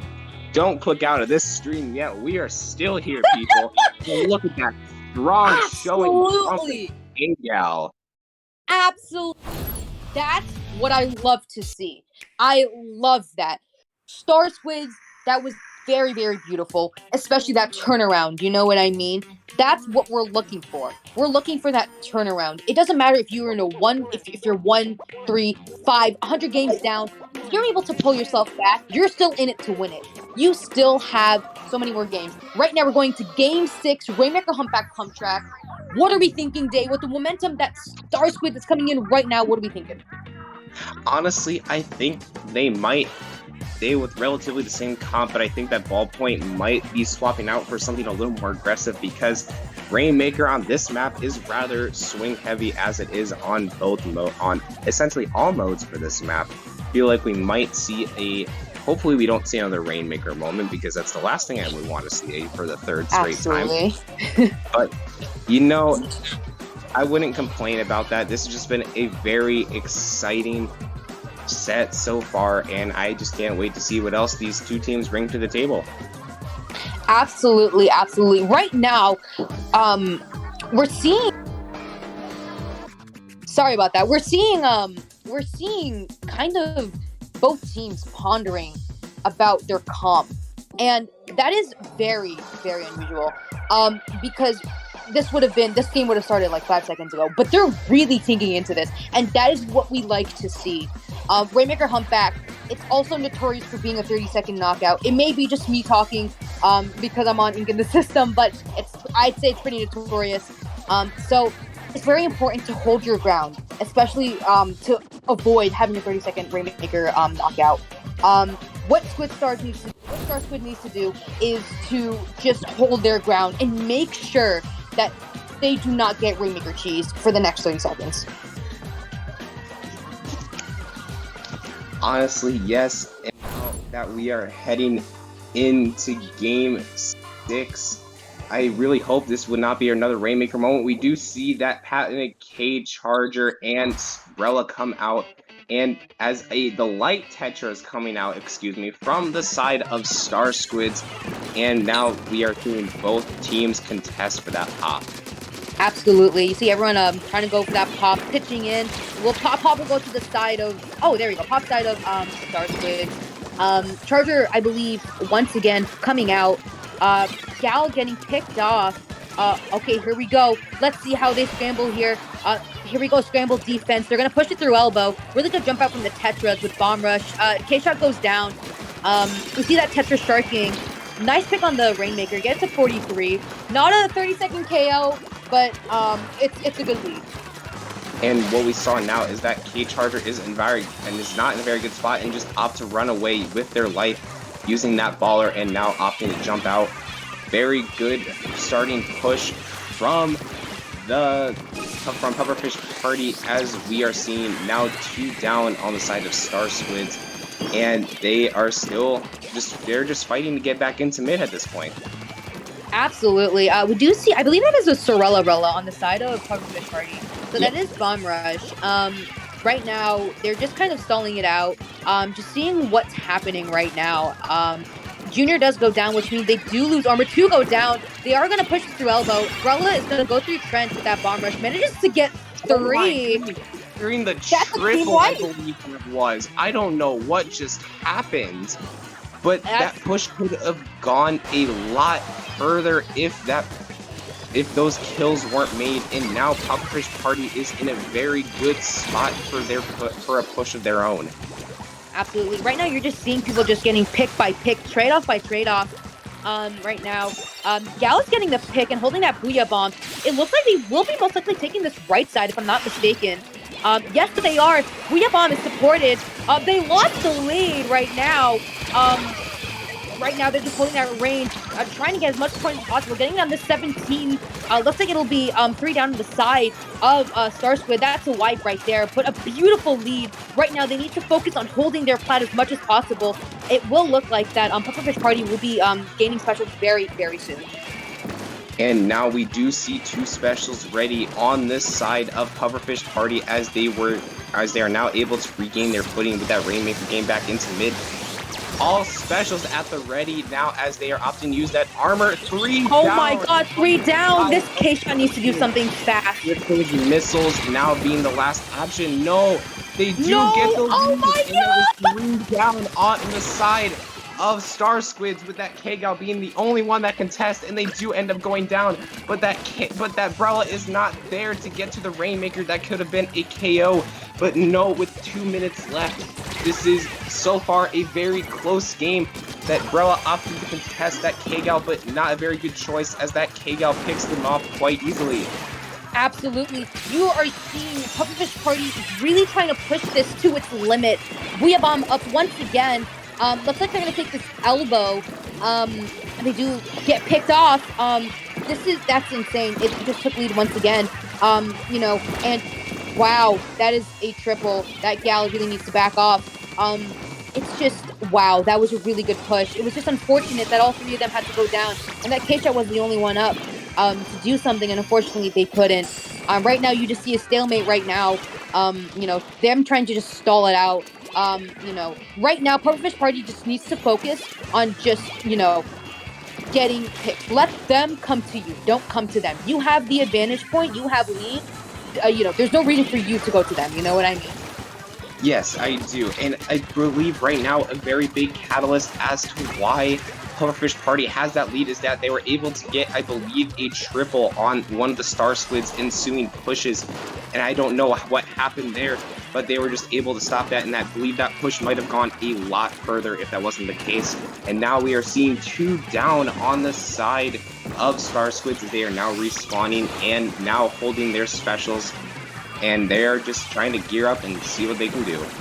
Absolutely. You are seeing it right now that Star Squid is getting picked off, and at this point right now they cannot afford to get picked off any further. Gal does go down. It is a 3v3 situation right now. The Charger is down. Hammer is out. Right now the Brush is doing its job really well. We're going down to 10 seconds last of the last game, most likely, unless a Star Squid can do something. 2 goes down. We do see that Tetra is trying to get paint. Looks like they grabbed Rain here. Just barely. Wow, we're into overtime, folks. We'll see some overtime on Game 6. That Jet being the last one alive as they are essentially forced to back up into their own. Oh my god. Not where you'd like to be, and that will be the final FTIU Game 6 going to Pufferfish Party. Wow. They are your winners. Unfortunately for Star Squids, they do fall in second, but it was nonetheless a great tournament run for them. The catalyst that why you're able to keep the lead was because of that bomb kill at one of their pushes. Absolutely. That was insane. And you know what? Star Squids definitely had a comeback for sure. You know what I mean? That Tower Sturgeon game definitely told me a lot. They didn't give up. And that's what you want. You don't want to give up. They put out such a good fight. Both teams did. And it was just amazing games after games, and it was just beautiful to see, and I'm really happy with just the outcome from the Ink Up. That was just beautiful. And that will essentially be all from us, as this tournament is now essentially done. We will be finishing up our remarks very shortly, but this was very enjoyable. Thank you for having us today. And without my partner Dib today, we would have been able to give you a very good broadcast for today. Absolutely. Ladies and gentlemen, I myself have been from the Ink Up from the beginning. And it's just amazing to see how you guys have helped this, this tournament grow. And we can't thank you guys so much for the support, and you guys have just been so supportive and amazing with this tournament. And coming to a close, we really appreciate, you guys' support and stuff like that. I keep saying the same things. We can't wait to see you guys in Splatoon 3. We can't wait to help so many low-level teams expand further and further. And now, with a message from our head TO, Moon. Finally, after all of these years. I just had to make the joke because it's almost midnight for me. Absolutely. But basically, Div, you just yoinked most of my speech right there. I apologize. No, it's fine. But, in September, we'll be closing. Well, we won't be doing any sort of tournament. But we are still gonna be doing stuff, though. Because, we have a VOD review thing that we've been trying to figure out for, the past few weeks-ish now. We're doing it next Friday, and we're just gonna spend September ironing it out, just figuring out everything. But outside of that, we're also gonna be working or changing things, and some things might get scrapped or something, I don't know. Depends on what we all decide. But thank you all so much for watching the stream and just playing in the tournament, or just watching just observing everything and helping out. I know Day, you and Debbie we're originally not staff here, and I just pestered you two because we were low for tonight. But still, thank you both so much for helping out. And that's basically it.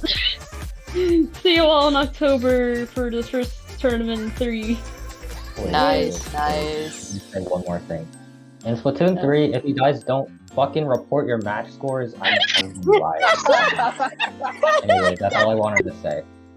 Damn.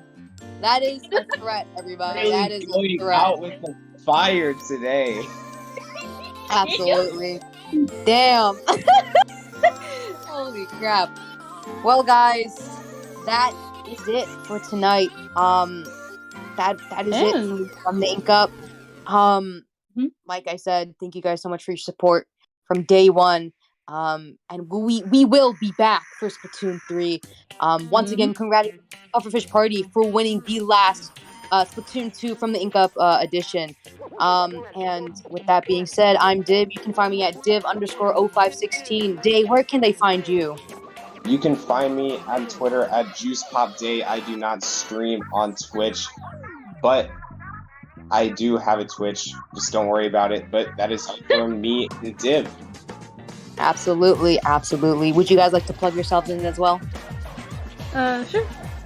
You can find me on Bird App, over at a random octo_. You can also find me on the Crab Race server, and you can find the team in the description for my bio, and you can find the Discord link too there on the team account. But you can also see me on Debbie's streams on Mondays too, because of Hydra Crimes. Nice. Where can we find you, PT? I did not think you were gonna ask me. You find me on Twitter at PTT. It's kind of spelled weird, and I'm not gonna spell it for you guys. All right, fair enough. And we want to give a big thank you to our streamer Elemental. Thank you so much for streaming and putting this together. Couldn't have done it without you. And with that being said, thank you so much for playing From the Ink Up.